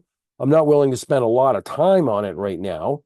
But why don't you send me your email address and a 1-paragraph explanation and a copy to your website so I can keep it and I can find you again? Because I'll tell you, I won't remember you. I won't remember your name. When I need it, I want it to be easy to be found. And they will go, that sounds great, Steve. And I never hear from them again. Like, I mean, 8 out of 10 times, 4 out of 5 times, I never hear from that person again. And promise me, I even give them an opportunity. I ask them, I put them in a position where they can make a promise. They didn't even ask to make a promise. As the guy who teaches sales, I'm giving them a break and an opportunity to start to become a promise maker and a promise keeper, because they didn't set the stage for that, and yet they still don't fulfill their promises. You can become a promise maker and a promise keeper. Now we start to subtly find ways to say, hey, every time I turn around another corner, you're there. As a matter of fact, you popped up on my LinkedIn. Let's do a LinkedIn request to be connected,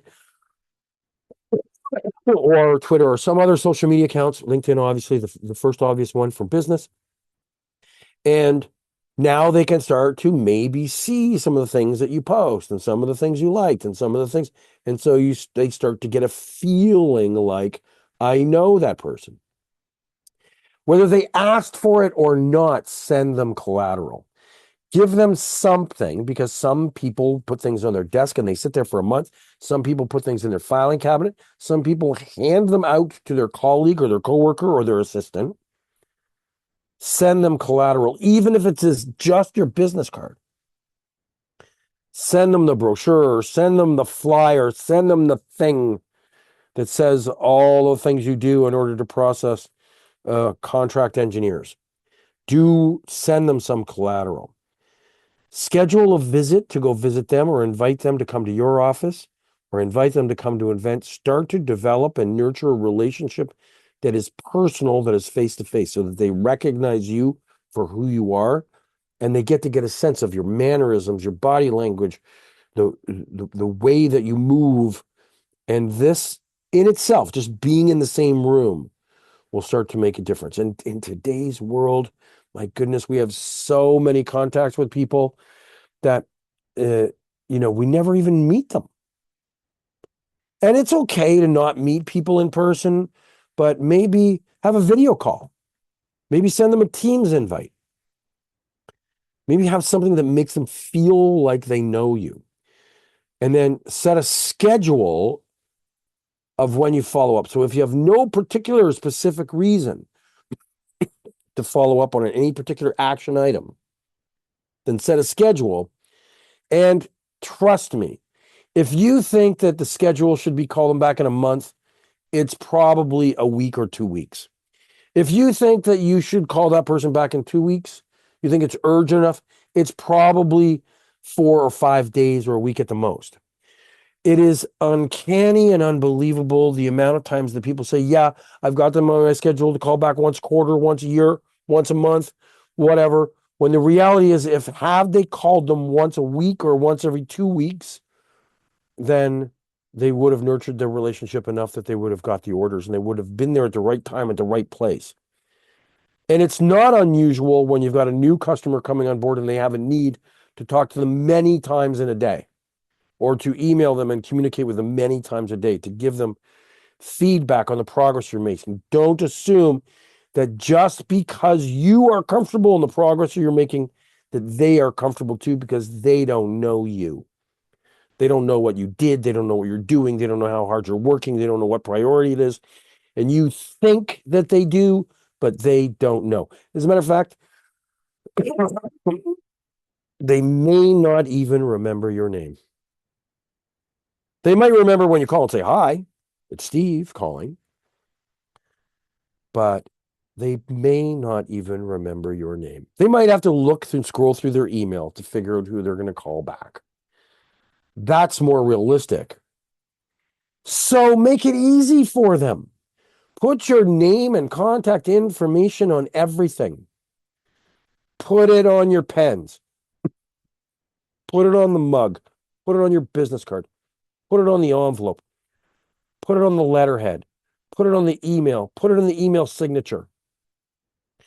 Make sure that every device that you own, your laptop, your cell phone, your backup cell phone, your desktop computer in the office, your tablet, anything that you might send an email from, there's a really good chance that every email client, especially if you're using Outlook, that every email client has to be set up so that it includes your signature. Make sure that your signature is on every email that you send, on every reply that you send. I am blown away by the number of people that reply to an email or send me an email that don't have their phone number and their email address and more information, their website, in their email signature. They just I get an email that says, yeah, Steve, that's great. Talk to you soon. And I want to create a contact. I want to put them in my contacts. I want to swipe and paste. I want to right click and say open contact card. And I want to drag and drop their phone number for their office and their cell phone and their mobile phone and their email address and their business address. I want to drag and drop it into the fields and push save into my contacts. And I want it to sync to all of my devices and all of my corporate accounts. I want it to be there. So whether I'm on my phone or whether I'm on my tablet or whether I'm at my cottage or in my home or my office, I want to know that when I need to get in contact with this person, number one, I can find the person's name, that I can remember who they are, and that they're going to be there. And that when the call comes in, that their name shows up on the screen because they're in my database, that I know who's calling me. They want that too. Make sure that every device, every app, if you're using Outlook in the office and Apple on your iPhone, make them look exactly the same. And don't assume that they are, and don't assume that they work. And don't assume that your calendars are syncing properly either, because very often people don't do it right. So get your name on everything so that they can find you easily and quickly, and make it easy for them. Don't put your name in a GIF or in a JPEG. Don't put that fancy little logo at the bottom that's got all the information in it. You can't drag and drop swipe, and artificial intelligence won't read the information in a JPEG in the signature on an email. Make it so that it's text based. So we talk about barriers and roadblocks. So most companies have got gatekeepers. They got that person who was hired as a receptionist. And boy, you would think as a receptionist, just a title, I'm there to receive people. But somehow they think that their job is to deny people. So you walk into a business and you say, hey, can I talk to so-and-so? And they, oh, what's the purpose of your call? And how dare you to walk into this building? Where did you park? Did you park in the visitors parking? Do you have an appointment? Do you have an appointment? So right away, the receptionist is not there to receive you. They take it upon themselves to become the gatekeeper, to become a barrier to you, a roadblock for you. And then, of course, there's voicemail. People don't answer the phones. They put it on voicemail. You got to leave a voicemail. You got to hope that they listen to their voicemail, and that they've set up their system so that when they're working from home and they're out on the road and the voicemail is left in their office, they can get access to those voicemails and listen to them in a timely fashion. And they use that voicemail to screen people out and decide what priorities you're going to call them back. And sometimes they're just disorganized. Sometimes them not calling you back has nothing to do with the topic or who you are or the urgency of the call. It's just because they're disorganized. And they are. And then, of course, there's email spam blockers that corporations put in place so that, I've got one customer who uses an entire third party that the only way you can send them an email is if they've previously approved your email sending address. So they will send you an email and it'll say, in order for you to email me back again, confirm that this is your information, add in any other information then it goes to this third party. The third party puts it there. So when you send them an email, it goes in and checks. It says, do we know who this person is? Yes, let them through. Other than that, you don't even get through. Like, what a business. Oh my goodness. So confident that anybody except for a known customer must be garbage and must be blocked. But spam blockers do it, using artificial intelligence by accident. You put a word or a thing or whatever, they don't have you in their contacts on their phone or in their database, in their Outlook in the office and in the corporate email. And there was a point in time when corporate databases, whenever we saved things, it's with Novell networks and then with Microsoft networks. But now everything is so diverse that so much stuff is done just on your phone and it's not in the corporate database. And so that there's a good chance that when you send stuff to them, they're not going to get it. And so how do you get to the top of their inbox? This morning, I deleted 600 unread emails from my inbox. Drop in the bucket, by the way. 600 I deleted at 5 o'clock this morning because I thought, I'm embarrassed about the number of unopened emails. And of course, some of those are junk emails and some of those are things that I wanted to get copied in on. Some of them are corporate messages where people CC'd me where I, just needed to see that it was done. I didn't need to actually read the email. I just needed to know that confirmed. And, I've got some customers that send out things to like 6 people and everybody back goes, acknowledged, yes, got it, thank you. And they all push reply all and they come into my, delete, delete, delete. How do you get to the top of that mess so that you can get responded to? So let's think about how we increase our odds. We make it easy for people to find our information. We put our information on everything. We have our signatures in all email responses. We keep we put titles and subjects in our emails that make sense. They know what the topic is. We don't put a whole bunch of topics together in one email. If there's three things we need to talk to them about, it might make sense if we're not going to resolve all three things at once that we put, three separate emails with three separate subject lines so that they can come back and find each one of those things when they need to find them. Try to figure out what the direct dial extensions are and what the cell phone extensions are. I had a coaching call with a customer this morning where I phoned him on his cell phone because I'm tired of trying to get through his corporate thing. Every time I call, it goes to their inbound order taking call center, and I have to navigate through that. So I call him on his cell phone, and he was surprised but happy. Try a different time of day. If you can't get through to people at 8 o'clock in the morning, try 8 o'clock at night. If you can't get through at 11 o'clock in the morning, try 3 o'clock in the afternoon. Sometimes people have such rigorous patterns in their behavior that if you find it difficult to get through to them at a certain time of day, you're going to find it difficult every day to get through to them at that time of day. Hit the 0 button. When you get an email or a voicemail and you don't want to leave a message, you don't think the message is the right thing to do, hit the 0 button and go back to wherever their system is designed to go back to, which might be their administrative assistant, or it might be the reception area, or it might be their emergency forward number, and say, hey, I'm trying to get a hold of Joe Brown. My name's Steve Jones. He asked me to give him a call back. Do you know if he's in the office? And they might take the initiative to try to get you through to Joe Brown. Try an assistant or a coworker. If you know the person's assistant name or a coworker, I've got several customers that are family businesses.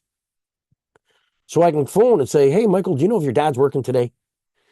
Can I get a hold of him on a cell phone, or you know where I can get a hold of him? Is he up at the cottage? And I can call him. So try an assistant or a coworker, or somebody else in the business, and see if they'll try to help you out. Don't assume that leaving a message is a bad thing. As a matter of fact, leaving a message is a good thing. Just don't make it a huge, long message. But leave a message. If you don't leave a message, now, also, lots of systems today, mine do for sure, that give me a text message that gives me an AI summary that says, Joe Brown called, returned your call, gave you a number. He's going to be in between 2 and 4. And he might have left a 2-minute message, but my AI and it gives me a text message to my phone telling me the summary of the voice messages that were left for me. Nothing's more frustrating than to see that somebody called and they didn't leave a voice message. You have no idea what it's about. Do I call them? Do I not call them? Is it important? Is it not important? Did I totally piss them off because I didn't answer my phone? Leave a message. Send an email with a suggested time saying, hey, I got your voicemail today. I left you a message. That's great. I hope you got it.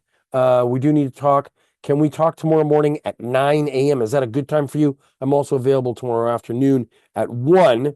If one of those 2 times works, let me know. If not, please make a suggestion. Send it to them.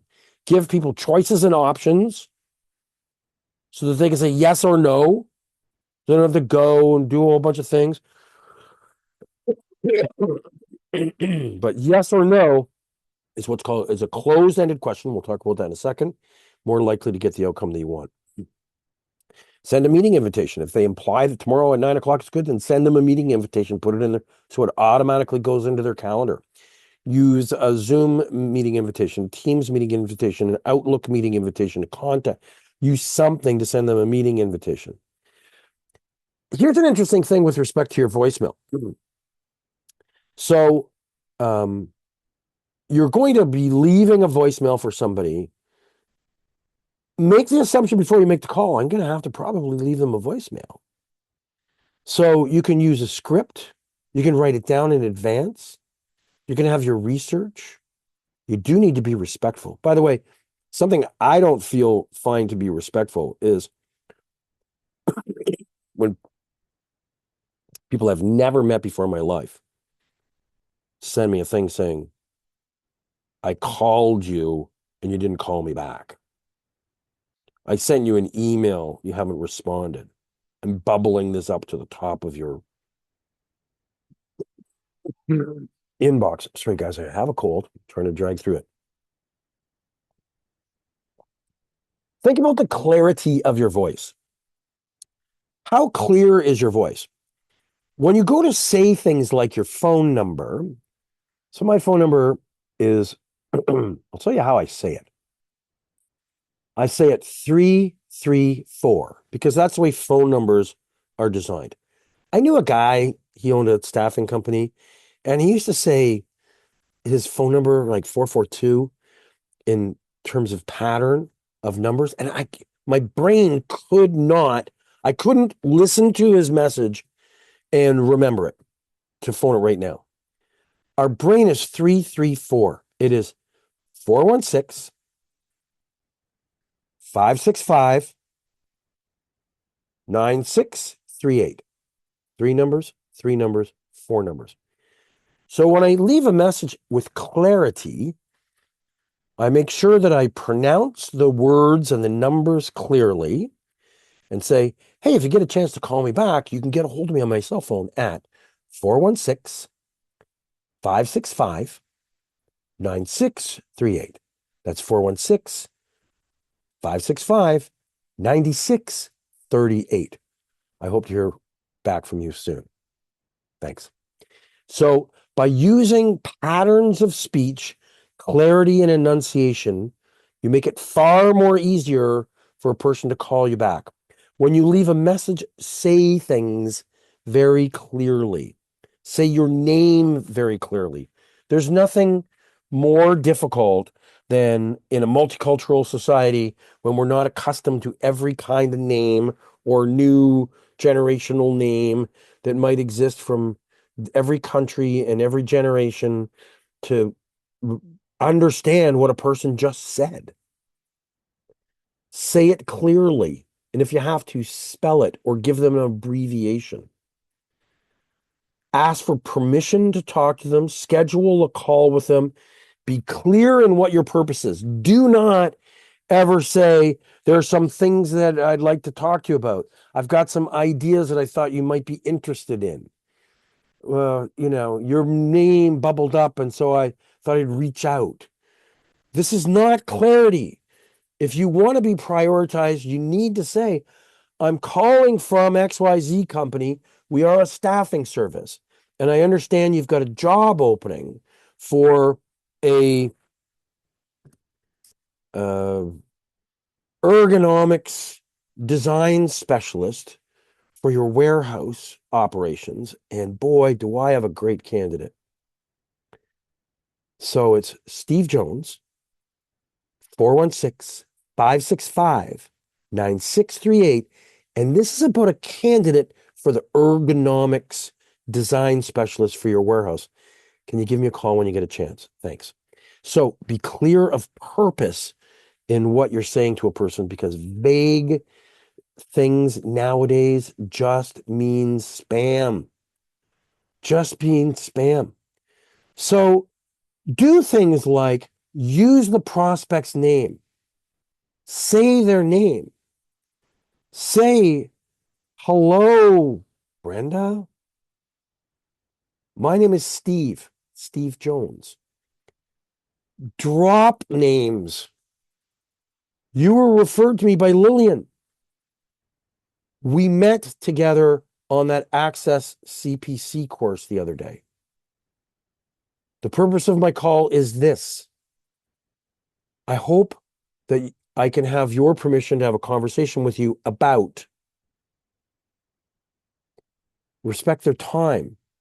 I estimate it should be about a 15-minute conversation before we can decide whether we should continue to have the conversation or not. I'm really excited about talking to you. Stay positive. Imply a benefit. Ask a question. Avoid jargon.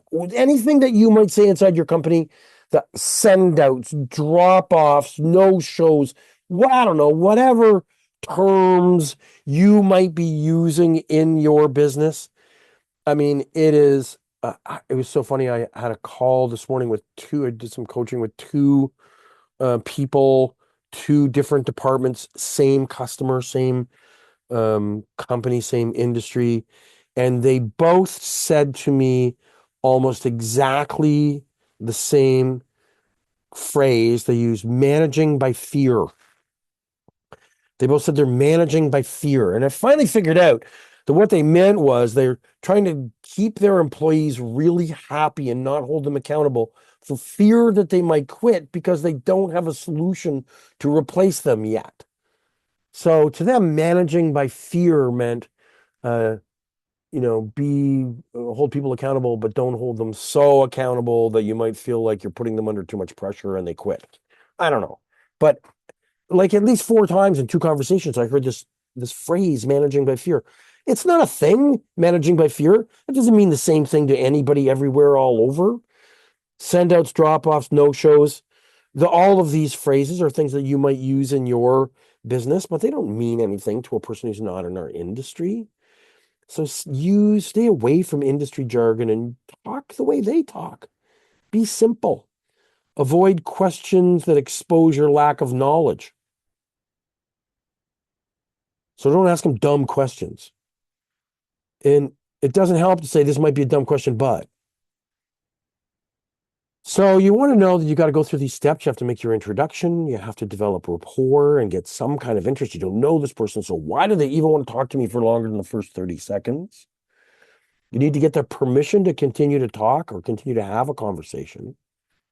Then we need to start asking qualifying questions. And if we've developed a rapport enough, they won't put up their barriers like they did in the retail store. No, I'm sorry, I'm just browsing. And then tell you nothing. We need to know that we've got enough of a rapport that when we start asking the qualifying questions, that they'll answer the questions for us. At the end, you have to ask for something. There has to be a call to action. If the objective of the call is to find out information so you can call them back, or so you can present a candidate, or so you can get a job order, or so you can come for a visit or get an appointment, then you got to know what the objective of the call is. And you might write down 2 or 3 objectives and say, this is my super objective, this is my secondary objective, this is my fallback objective, but know what those objectives are and ask for it. We talked really early in today's session about the profiles of a salesperson, and one of them is having enough assertiveness to have the courage to ask questions. And if you don't have the courage to ask the question that might have an answer no, then you're never going to get what you want. So you don't ask, you don't get. Make sure that when you get objections that you manage the objections, so you make sure that they're realistic and you keep them in line and you try to handle them properly. And you have to have some form of call to action. So at the end of the call, near the end of the call, you got to be asking yourself, yeah, so what do I do next? And it's not enough to have that conversation with yourself after you get off the phone. It is infinitely more valuable if you have that conversation while you're on the phone so that you can say to the person, the next thing just so that we're clear, the next thing we're going to do is that I'm going to have our contracts department prepare that document, and I'm going to put all the information you gave to me on it. And the pricing I promised you today will be in the pricing sheet, and I'm going to send it over to you for electronic signature. Or I'm going to meet with so-and-so this afternoon. I'm going to find out what their schedule like, and we'll schedule an appointment for the 3 of us to meet next week. Call to action. If there is no CTA, there is nothing that comes from the call except for just pipeline stuff, just keeping them engaged and moving along. You need to have a CTA in every call. Now, this is the most valuable thing that most people never do. We give this advice to everyone, and the vast majority of people never do it. And those people that do it, I never hear the end of how valuable it's been to them. So time blocking. Time blocking is a powerful technique for managing your own time by literally going into your schedule and putting in blocks of time when you're going to perform activities.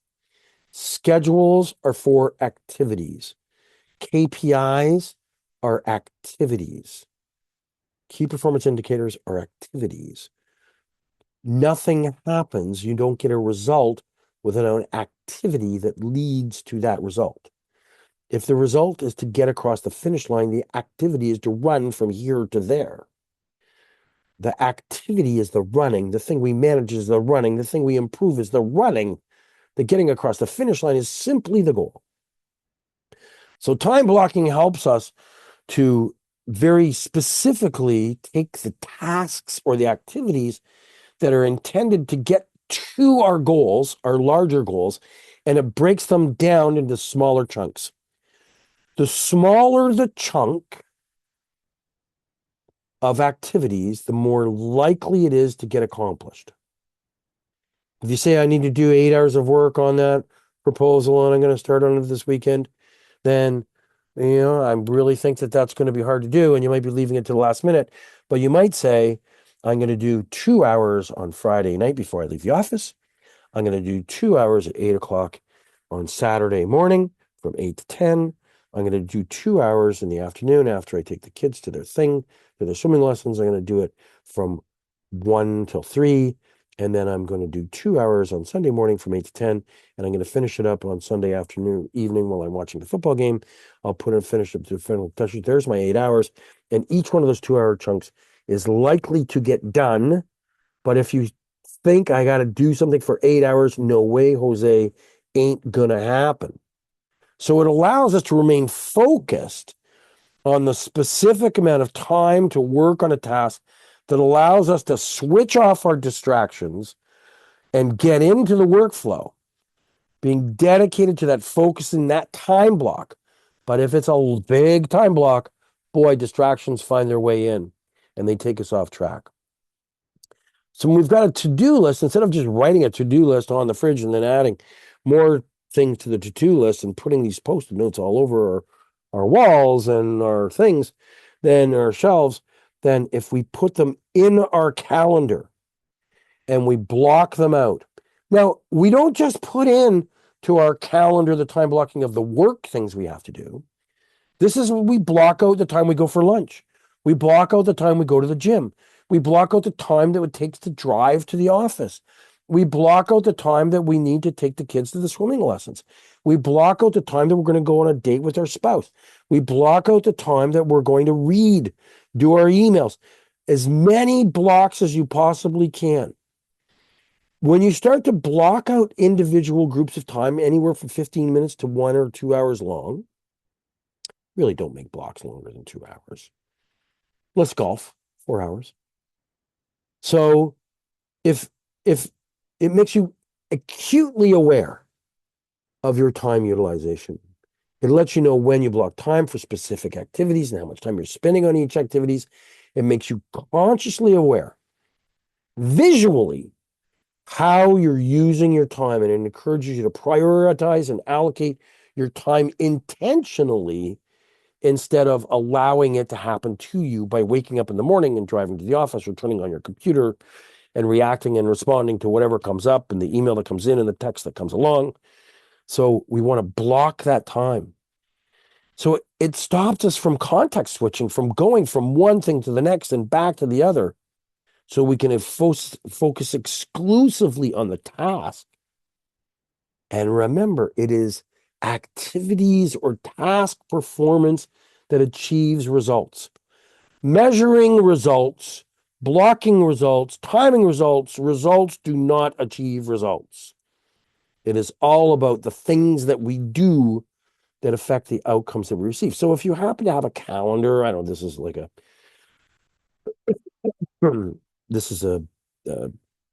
graphic vision of what your calendar might look like when you open it up on the phone or on your computer or on your desk. If you were to make a schedule that looked something like this, and you went down to the bottom of it and said, what are the most important things I need to do? I need to make dial attempts. I need to make contacts with people. I need to visit people in their office. I need to make recruitment calls to candidates. I need to do interviews. I need to existing clients. And you said, okay, I need to do 10 of these interviews in the week, and I need to make 40 of these attempted outbound calls, and I need to do 4 visits to my customers. Whatever the numbers might be, it doesn't matter. What matters is what's right for your job and your company and your goals and objectives. So if in the bottom you write down all the activities and then you add them up and put down a week total, now you can start to say, okay, how much time do I spend on an interview? I spend 40 minutes. I need to get, X number of 10 interviews done. I need 10 40-minute, 45-minute slots on my calendar. And then you go through and say, okay, there's two on Monday, two on Wednesday, two on Monday, two on Tuesday, three on Wednesday, three on Thursday, one on Friday. And you've got your 10 done. I don't think that added up to 10. But if you fill out the bottom saying, what are the activities I need to perform? How much time does it take to perform the activities? Then go into your calendar and block those out. And if you put in all your standing meetings every Monday morning at 9 o'clock, we've got the team meeting. Every Wednesday at noon, we've got the branch conference call, video meeting, Teams meeting, whatever it might be. Put those in your calendar. Work everything around it. It'll start to become visually aware to you what you're doing and how you're using your time. The people that I know that have done this, the people that I've coached who have done this, have come back to me after 6 or 7 months and said, oh my God, I can't believe how much I'm getting done, how efficient I am, and how good I feel about the things that I accomplished. Because not only are they getting it done, they're acutely aware of the fact that they did get it done.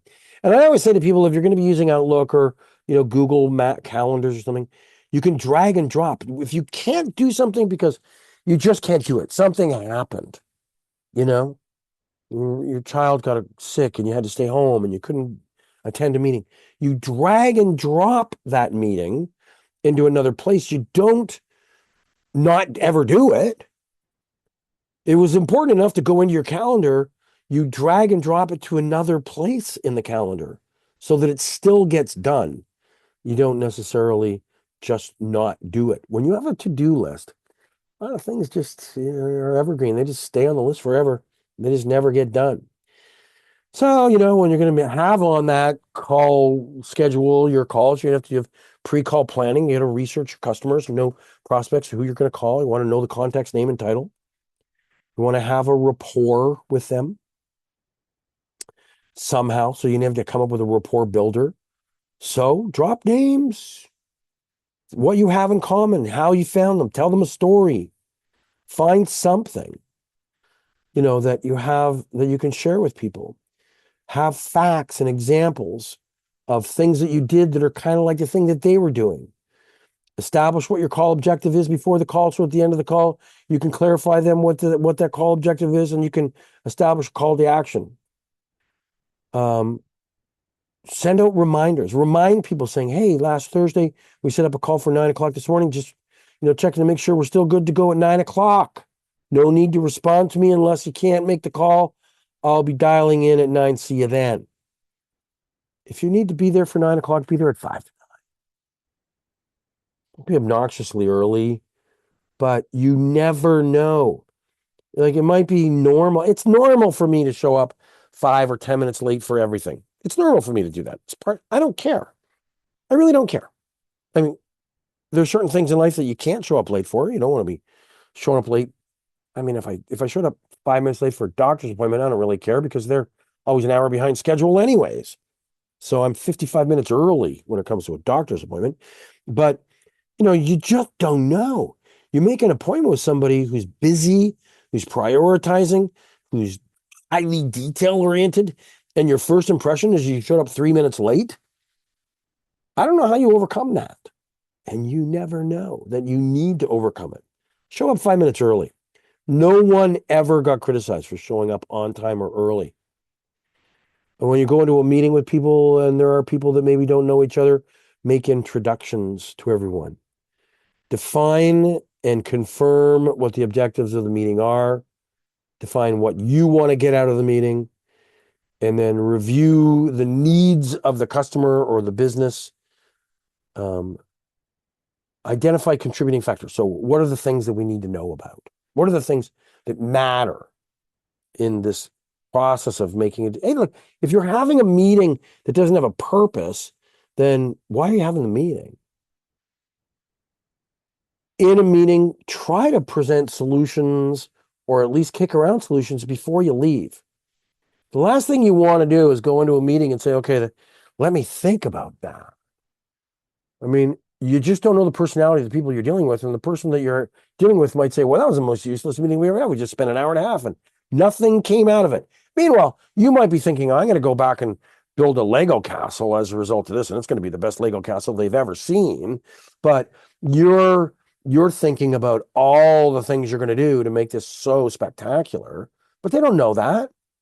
So you want to present solutions right then and there so they feel like you've made some sort of progress. And then get some consensus. I got I talked about some of those meetings I had this morning. I didn't get consensus. I had two people I was dealing with, and they both kept eventually saying things differently. We didn't get consensus. And so the best I could do to both of them was saying, these are the 5 things I'm going to do. I'm going to put this in writing. I'm going to put it in the contract. I'm going to put it in the thing. I'm going to lay out what the goals and objectives are. I'm going to document the things you said. And then I'm going to give all 3, there's actually 3 of them. 2 of them I talked to this morning. I'm going to give all 3 of you a copy of it so that when you guys meet, you all are on the same page and we can come to a conclusion. And I'll set aside time so you can conference me into the call. So because I couldn't reach consensus, my goal at the end of those 2 meetings, have a process in place to get consensus. So we then start to ask about consultative questions. And this is, we've got half an hour to go. I want you to think about this whole process of especially when you don't know people that well. Do this in interviews too, by the way. Ask big, huge, open-ended questions. The kinds of questions that don't lead to anything at all. So the questions might be, hey, why don't you tell me about what's going on out there in the warehouse and what's causing, you the biggest concerns. But include in that the things you're really happy with, and then also the things that are giving you the biggest concern. Big question. Is it about the people? Is it about the process? Is it about the technology? Is it about the size of the space? Is it about the lighting? Is it about the ergonomics? I don't know. It's a big open question. And it allows people to start to talk. And then as you engage in that conversation and you say, oh, yeah, you start to ask more closed-ended questions that are more specifically.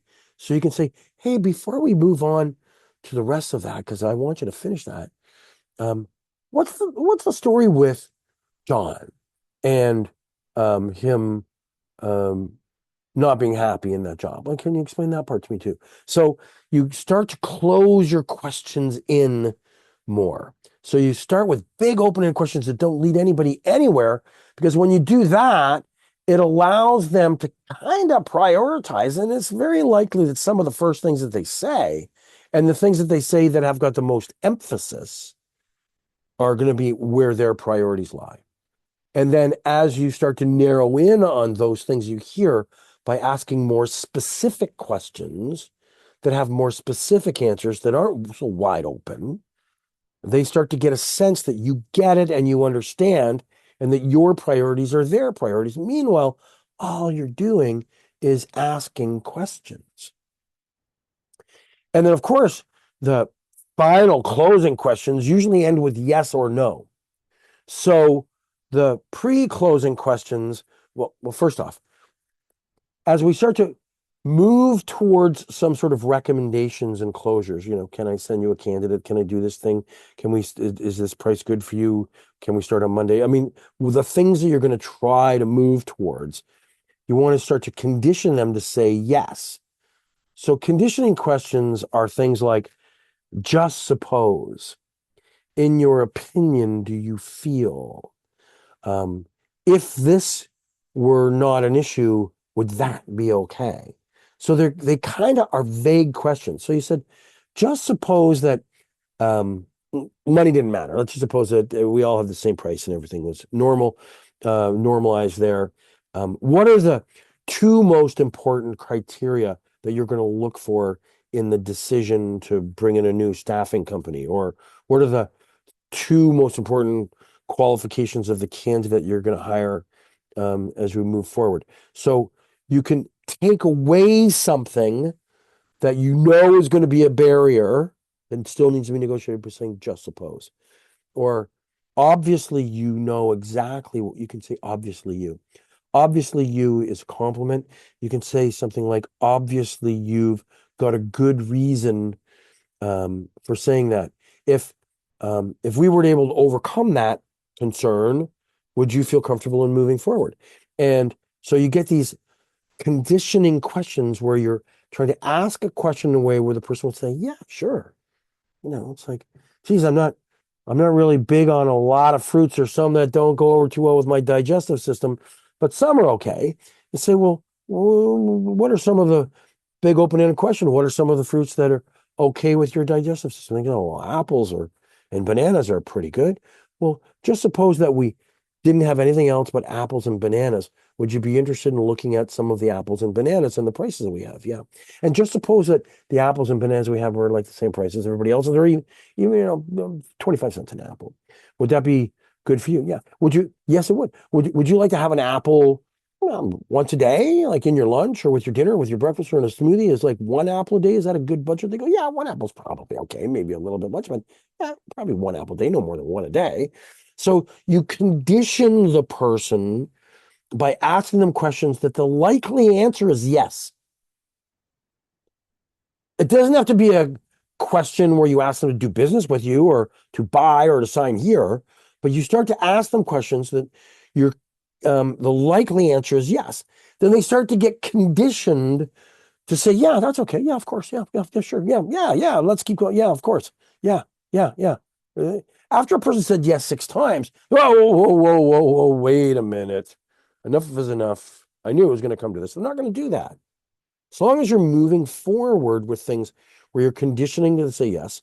So this is why we call it positive response conditioning. And then the pre-closing questions are the just suppose, just in case, if we were to eliminate that, if this was the same price, if we could start on Monday, would that be good time for you? These are pre-closing questions.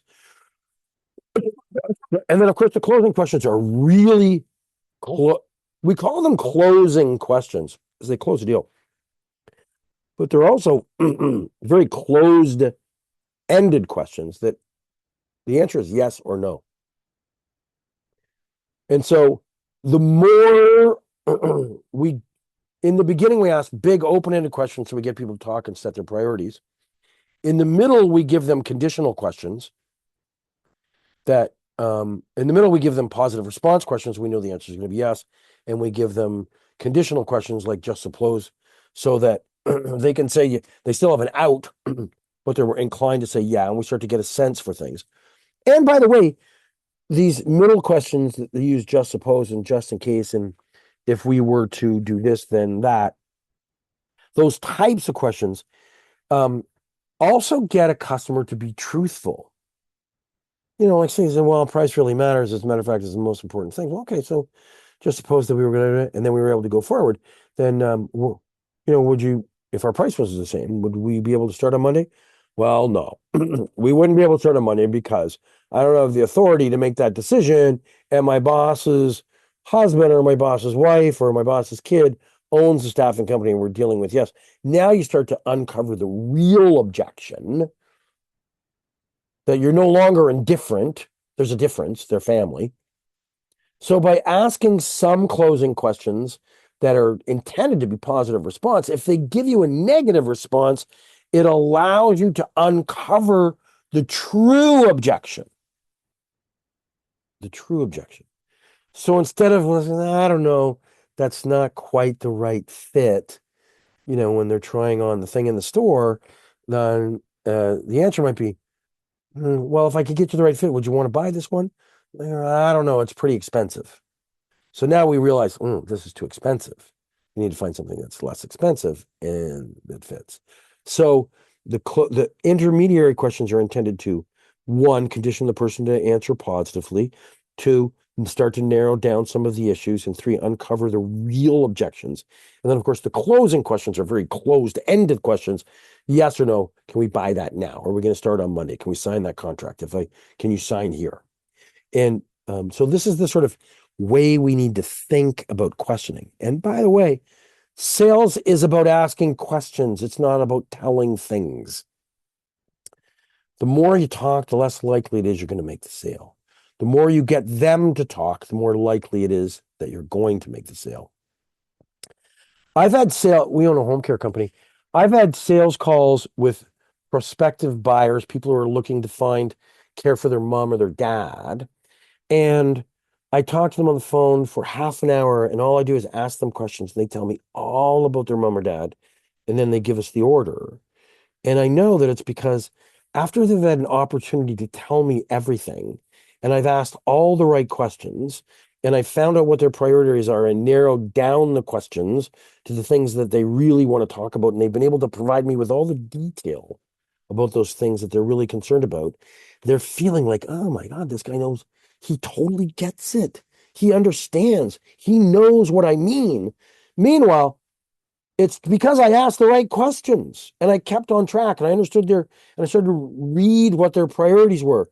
And I started to ask more closed and more closed and more closed-ended questions until eventually we got to the end. And so I didn't pitch anything. Sometimes it's like they don't even know how much it cost. I didn't pitch anything because we allowed them to talk. So are we going through these questions? Are you hearing the real objection? Do they really have the authority? Are there other people involved in this decision that they're not letting in on? Does the prospect truly understand what you do and what the offering is? Are they saying no, but do they really mean no, not yet? I haven't felt comfortable enough to say yes yet. Or is it a hard no? Did you address their objections by hypothetically resolving the issue? Just suppose that wasn't an issue. Just suppose we could find you that person. Just suppose they could speak that language. Just suppose they did have the knowledge of that database. Just suppose they could get there at 7 o'clock in the morning. You know, is that the person you really want? So using hypothetically removing the issue they're talking about allows us to determine what the real objection is. And then try making minor commitments, making minor commitments to them to see if that they'll try something. They'll do something that's less committal or to sign the 5-year contract. We'd like to try this for next week. Why don't we try this for next week? Why don't I load up 10 temps to come and work in the warehouse for next week, and we'll get ready to get started for your 7 o'clock shift on Monday morning. And yeah, those 3 people for the 4 o'clock shift, we'll fill those up too. We'll get through next week. We'll work out some of the kinks. And when we start going through the week, we'll come in, we'll work on some of the issues. And by Thursday, we'll probably know whether Friday's the last day or whether it's the beginning of something. Why don't we try that instead of us sending over a contract that's going to commit us all for a long period of time? And so a less adjusting to a more minor commitment is often a great way to close. We call that the puppy dog sale. Like, why don't you take it home, feed it, introduce the dog to the kids? If it works out over the weekend, then doesn't work out, you can bring the dog back on Monday. Just treat it like you're babysitting the dog for the weekend and see how it works out. And pretty much, they're going to figure out how to overcome their own objections by the end of the weekend because those kids do not want that dog to leave. In staffing, there are multiple points of closing. You can get them to agree to do business with you. You can get them to give you an order and you can take an order. You can get them to talk to you about an order and get them to change the order. As soon as a person starts to talk to you about their order and you start to feel like they're kind of unrealistic and you talk to them about why that's difficult and how it would be easier to do something different, when they start to agree to change, they're literally agreeing to close. When they don't agree to change, they're not agreeing to close. Now, here's another interesting thing too. Very often, one seller might be getting the person to agree to modify their order, their expectations. And then you introduce a second person, the order filling, the customer service manager, the account manager, something, and the customer tries again. So every time you introduce a new person into the relationship, you create multiple links in the chain, and each link in the chain becomes a weakness where it can start to change. So if you start to get people who are requalifying their order, then the worst thing you can do is pass it off to somebody else until you've closed the order. Because requalifying, then changing people usually is like, aha, I got this person to say that I couldn't, get this qualification in the job, but that I couldn't pay terribly, but I got a new person, so I'm going to tell them I want to pay terribly and low, and they try again. So remember that part of rapport and relationship building means that you maintain and hold that relationship. And by putting extra people into the decision-making process will allow people who are requalifying orders to re-requalify their order. When you get a person to accept a candidate or get someone to take assignment employees or to start or to confirm something, that's a closing. If you get somebody to make an offer of employment to a candidate, that's a closing. After your calls and your sales calls with people, you got to follow up, you got to recap, you got to send an email, you got to send a letter, you got to have a phone call. Say it again, say it again, say it again. Tell them what they did, tell them what you agreed to. You want to thank people for the meeting, thank them for the opportunity. Continue to rebuild and build and build on that relationship and on the agreements. People go into meetings and they remember the things they want to remember and they forget the things that they don't want to remember. They remember the things they said. They don't remember the things you said. So put it in writing, recap it in writing, make it a call to action with some activity or some action that came as a result of it. Fulfill that minor promise by fulfilling that action. Become a promise maker and a promise keeper. Notify everybody in your organization what promises you made so that when the call comes in and when something happens, it doesn't feel like they're going into the abyss. So update your documents and your counts and put it in your pipeline and update your calendars and your CRM and keep your promises and keep them in motion. So we talked about KPIs a little bit. We'll just really dry on that key performance indicators or activities are intended to influence the results, and performance outcomes are results. So we set long goals and objectives with respect to performance outcomes. We set short objectives with the KPIs and the activities. Remember the SMART performance indicators. Everything that, first off, your sales and your sales management, or you're managing yourself, don't count more than 4 or 5 things. If you count 10 things, I don't know, all 10 things aren't important. The 10th thing is not as important as the first thing. Pick the 4 or 5 things, 4 things that are the most important that are going to affect the outcomes. If they are visiting customers in person, then count the number of times you've visited people in person.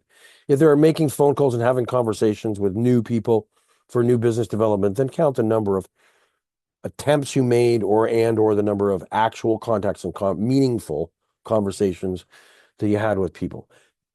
If you start to measure the number of send outs and emails and things and time you spent on stuff, time spent on stuff is not an activity. The activity you performed while spending time is the activity. So be very specific about what that activity is. Make sure that it's measurable. You can't say more. More is not measurable. Better is not measurable. Is it measurable? I had a meaningful conversation with people that lasted more than a couple minutes about the business at hand. Then that call can be measured as a yes or a no. I once had a person who measured every business card they handed out and hand that they shook at an industry I don't know, it was like a chamber of commerce meeting or something like that. So they would get there early and they'd meet people at the door and they'd greet people and go around and say hi and they'd get introduced to people and they hand out their business cards. And they counted each one of those as a contact in their KPI performance. I said, oh my God, how did you contact 40 people that day? Well, it's a meeting. So, well, did you have meaningful conversations with 40 people? And I found out that every time they handed a business card and they got a chance to call and got their business card, that was a contact. Well, getting a business card, not measurable. Define, be specific so you can define what is measurable. Don't ask people to do things or don't set goals for yourself that are not attainable. If it's not realistic, it's not going to get done. People are just going to lie or exaggerate, fudge the numbers, or get frustrated and quit. It's got to be something that they can do. And of course, it can't be so low that it doesn't give them motivation or make them have to commit some effort. So it's got to be attainable. This is what I call where the rubber meets the road. If the activity is not directly related to the outcome that you want, then it's not a reasonable activity. If we want to book appointments for a hair cutting salon, we're going to say the number of appointments that we booked for the chair in the day. And so the number of appointments that we booked for the chair in the day is directly related to the revenue that we're going to generate, including the service we're going to provide and the extra shampoo and things we're going to sell. It's got to be directly related. In the absence of booking the appointment for a butt in the chair, there is no related outcome. And everything that we measure has to be in a time frame. Has to be within a day, within an hour, within a week, within a month. Any time frame that's way too long is so vague that there's no way that we can stay focused on the outcomes. And so the time frames need to be like that calendar where we said, hey, we're going to set out a week. And in that 1 week, in that very defined period, we're going to put in our very specific, very measurable activities that are attainable. We want to document it. Just remember, there's an expression that dullest pencil is better than the sharpest memory. If we put it into our CRM, if we write things into our service agreements, the promises we made in our service agreement, if we put things into our job orders and our job details, if we write down the details that we talked about in our guarantees, and when we're doing a send out and we put it in an email about all the things that we're telling to the customer, then those things are retrievable and they hold us accountable and they set the agenda for what we need to do. So write it down, write it down, write it down. Use term sheets and written agreements. I can't even think about the number of people that work on permanent placements, on recruits, on executive search. If they call it executive search, there's a pretty good chance there's an agreement there. If they call it placements, I'm pretty sure there's a good chance there isn't an agreement there. You need to have written agreements that confirm that the deal has been closed, that we understand exactly what we're doing. The details that are negotiated, the authorization is confirmed, that the person signing the thing did have the actual authorization to buy before you start doing all the work. What the client expectations are, what the timeframes are, what the payment amounts are, what the formula of the calculation of the payments are. Things that you put in there are barriers to exit, things that you put in there that will deal with the things we talked about the other day about multiple orders and how you define that. You get your buyer's commitment by them signing the piece of paper. And by putting a piece of paper in front of them, you often get them to kind of expose to you when they say, yeah, but what about? You can find out some of the issues. Hey, we're going to go over, but I'm going to go real fast. We're not going to go over by much. We've got 3 or 4 more minutes to go. Take a look at your comp plans and ask yourself the question. Is our comp plan designed in such a way that it's intended to create and motivate the behaviors and the activities that we want people to perform? Is it a salary job? Is it a commission job? Or is it some form of salary and commission? Is it a team goal that they make earnings off of? Or is it an individual goal they make of activities that they make? It's got to be measurable. It's got to be specific. How do we measure it? And is it for the person or is it for the team? Is it for new business or is it for maintenance business? And if it's for maintenance business, What role did the person have in developing the business in the first place? And is it the same rate? Is maintaining a customer over the long term paid at the same rate as somebody who brought in a new business in the new term? Are we paying commission to people based upon the sales amount or on the gross profit amount? If we're paying people on the sales amount, then we've got incentive to maybe lower our margins in order to get the sale, because no matter what, they're going to get 2% or 5% or 10% of 1%, whatever the number is, of the sales amount, even if it's not making us a profit. And if it's on gross profit, they've got incentive to make the sale, and they're not going to be giving away the gross profit, because by cutting their gross profit in half, they're cutting their income in half. So is it a sales or gross profit? We've got this whole issue of, is it individual or is it split? Particularly in the perm business, who got the order, who opened the account, who found the lead, whose territory is it in, whose vertical is it in? Is it in IT? Is it in office? Is it in light industrial? Is it in call center? Who owns that vertical inside our branch or inside our business? Who made the phone call? Where'd the referral come? Is it the sister or the brother of one of our employees who's in a different department? And what's their role in making this new customer a new customer? Is it, do we pay people to bring the business in and pay people to fill the order? If you fill the order, did you find the candidate and present the candidate and close the deal? Or did somebody else find the candidate last week or last month and put them into the database of our applicant tracking system and do a lot of the pre-screening and testing and interviewing and put the notes in there and then present that candidate to the service coordinator? Does our compensation system address what really goes on inside our business? And does it compensate people fairly to give them the motivation to do and perform the activities that we want them to do? Are we paying people commissions and bonuses and setting their salaries based upon their activity level, or are we paying them upon their results level? I would love to think that we're paying them on activity level, but at the end of the day, that we might go broke if their activities don't achieve results, because who knows if they're performing the right activities. And so we got to try to figure out how we're going to pay these people, or whether it's some combination of activities and results. But remember rule number one: what you measure is what you get. So if you tell people you're going to measure them and reward them on gross profit, then they're going to be focused on gross profit.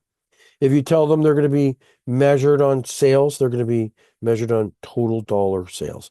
If you tell them that it's going to be activities, the number of calls that they make and visits they do, you're going to get more visits and activities.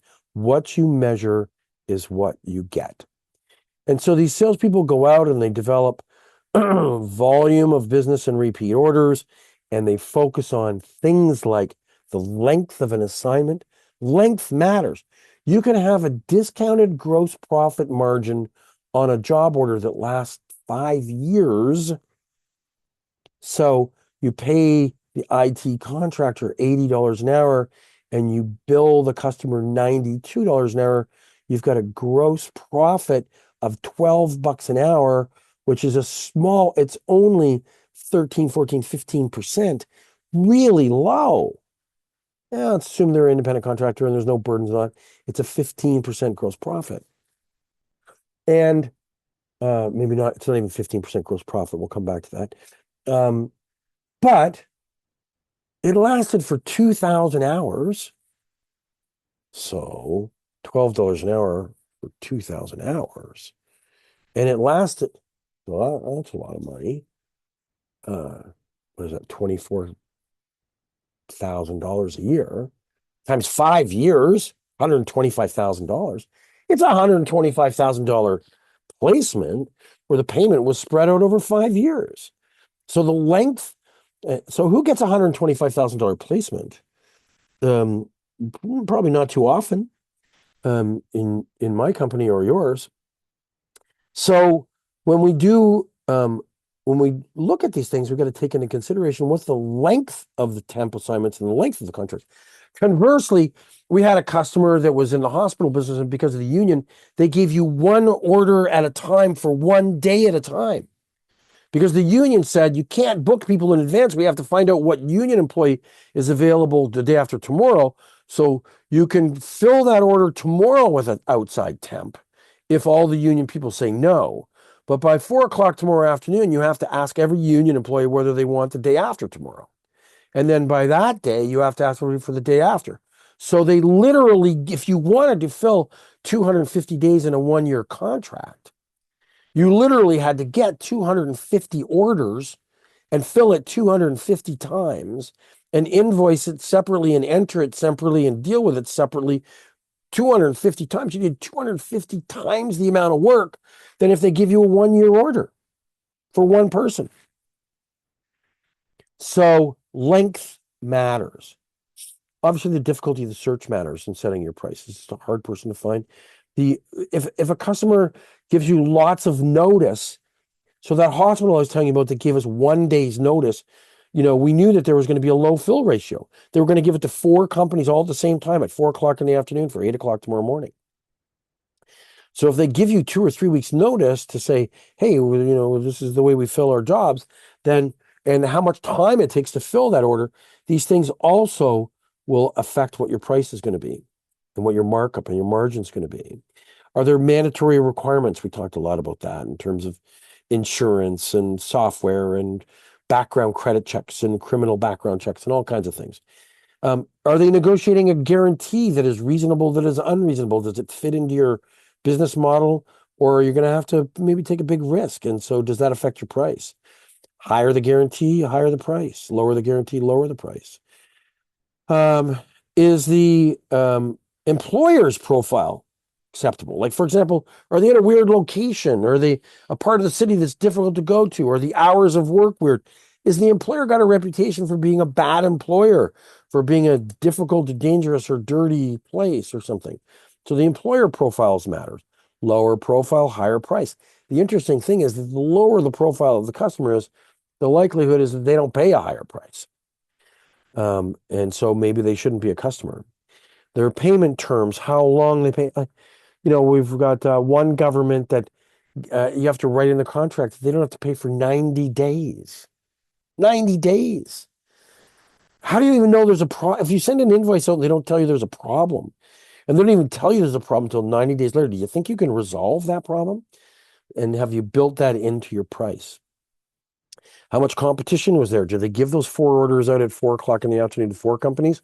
Or are they giving you to exclusively, or is it a multi-person contract? So when we talk about margins versus markup, the margin is a gross profit reflected as a percentage of the sale. So if you're making $25 gross profit on a $100 sale, that's a $25 margin. But in that case, we had a $75 cost and we marked it up by $25. So we had a $25 markup, or a 33.3% markup. So when your people are talking to their customers, are they talking about margin, which is a percentage of the sale? Or are they talking about markup, which is a percentage of the payroll cost? And is it the fully burdened payroll cost, or is it the basic payroll cost? So make sure that when you're setting your commission plans and when you're setting your margins and markups and pricing schemas, and when your people are talking to their customers, are your customers and are your people and are all of your people amongst themselves using the same lingo? So we're getting down to the end, and I'm going to send you a thing called Steve's Rules, and you're very happy. I'll send it over to Jen. She can send it out to you. But, just remember, you are a professional. You represent your company. You are the differentiator. You're representing yourself and you're representing your industry. Differentiate yourself well.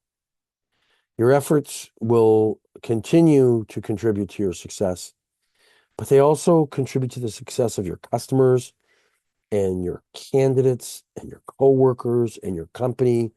So while it might feel selfish, it's okay, because you're not the only beneficiary of your hard work. Um, every attempt it takes you to get closer to your goals and objectives is going to take you closer. And like anything else, sometimes, in baseball, they say, oh, it's got a 333% or, 340% batting average. And they think that's good. That means that on a 340% batting average, then 640 times out of 1,000, the person failed. They got out. 2/3 of the time, they failed and got out. Yet, they're the best in the league. They're an all-time uh, Hall of Famer if they can get through a career with a 333 or 340 batting average. And so sales is kind of like that. We got to take a look at it and say that every time we miss and don't close, if we're good at what we do and we're committed to what we do and professional and we're got the right personality traits and we're following the right process and we're blocking our time and we're doing the right activities, then every time we fail, it takes us one step closer to a success. What you do makes a difference. In the recruitment and staffing industry, we make a difference in the lives of the people that we serve. It can be a single mom. It can be a person who's relocated to our country. It can be a person who's trying to upgrade their career and find the next step in their career. Someone who's been stuck in a organization or a corporation that haven't had a decent raise or a different change in job and they are not fulfilling their goals and objectives. When people make money and they earn decent money and they have jobs and they have job security, then they have and they have healthier families. They have happier lives. They have less stress. They're healthier in themselves personally. They have better relationships. When we make a difference in the lives of people by helping them to find the right job or keeping them in the right job or placing them into a contract assignment that makes them feel good and makes good money, the kind of money they should earn, they want to earn, we are making a huge difference in the world. So stay positive. Your attitude is contagious. It's contagious to your candidates and to your coworkers. Put a smile on your face, put a mirror up in front, and make sure that when you make those sales calls, look in the mirror and smile at yourself. It's a beautiful thing you're looking at. And will reflect your voice will reflect that smile that you have in your face and your positive attitude, and it will make a difference. So remember, I said rule number one is what you measure is what you get. Take consideration that time kills deals, that every time you let something sit on your desk until tomorrow or until the next day or over the weekend, there's a chance that something unforeseen will go wrong, and it will go wrong. So try to move towards closure and reduce the selling cycle on every single thing that you get. Don't let it wait for a week or a month or a year. Don't put them in those long return call cycles. Time kills deals. If you keep on doing what you've been doing, you're going to keep on getting what you've been getting. So if you are doing it tomorrow the same way you did yesterday and you had mediocre sales yesterday, you're going to have mediocre sales tomorrow. Take what you learned today in this session and anything you can learn from anybody and ask yourself, what can I do differently so that I get a different outcome?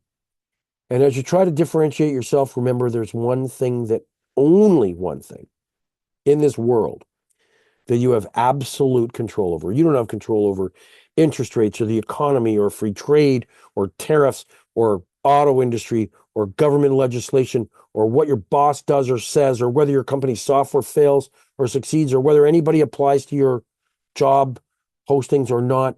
These are all things that you do the best you possibly can given the circumstances, but your honesty and your integrity when you telling the truth, being truthful, keeping your promises is something that you have absolute control over.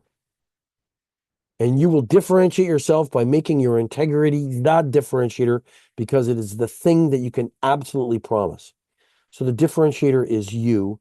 Be one of a kind. Be the person you want to be. Be the person you strive to be. And customers will notice it. They will feel it. They will sense it. And they will want to do business with you because they are indifferent. And when they can tell the difference, I can't tell the difference. Can you tell the difference? They're likely to do business with you on price. But when they can tell the difference, oh my goodness, they're always going to want to do business with you. Be a control freak. Control everything that happens. Everything it can be in your control, control it. There's the serenity prayer, you know, give me the wisdom to know the things I can control and, and the things that I can't. You control everything. Everything that's if you've got a candidate sitting in front of you who you interviewed and they said, "Oh, I've got this thing," you say, "Wow, it doesn't say it on your resume." Man, if it said this on your resume, I think I'd have a pretty good chance of getting in for an interview. Do you mind if I go over to my desk and take my soft copy and add that to your resume? I'll print it out. You can take a look at it and approve it. If you say to them, "Why don't you go home and redo your resume and send it to you tomorrow?" Time kills deals. You are not in control. They may not do it the way you want. Your deal goes away. That candidate doesn't get the job. Control everything you possibly can. If you ask somebody to email it or send it, you have no idea when you're presenting that candidate to the customer whether they're going to present that candidate in the best possible fashion. If you want to present a candidate to a customer, do it yourself. Control everything that is within your control, and you will get the outcomes that you expect to get. Turn goals into tasks. When you have things that you want to do and you want to make more money, you want to make more sales, you want to get more customers, you want to get that customer, then turn it into tasks. If you don't say these are the 6 things I'm going to do today in order to fulfill that goal, then the goal is just a thought. Activities breed results. Activities create results.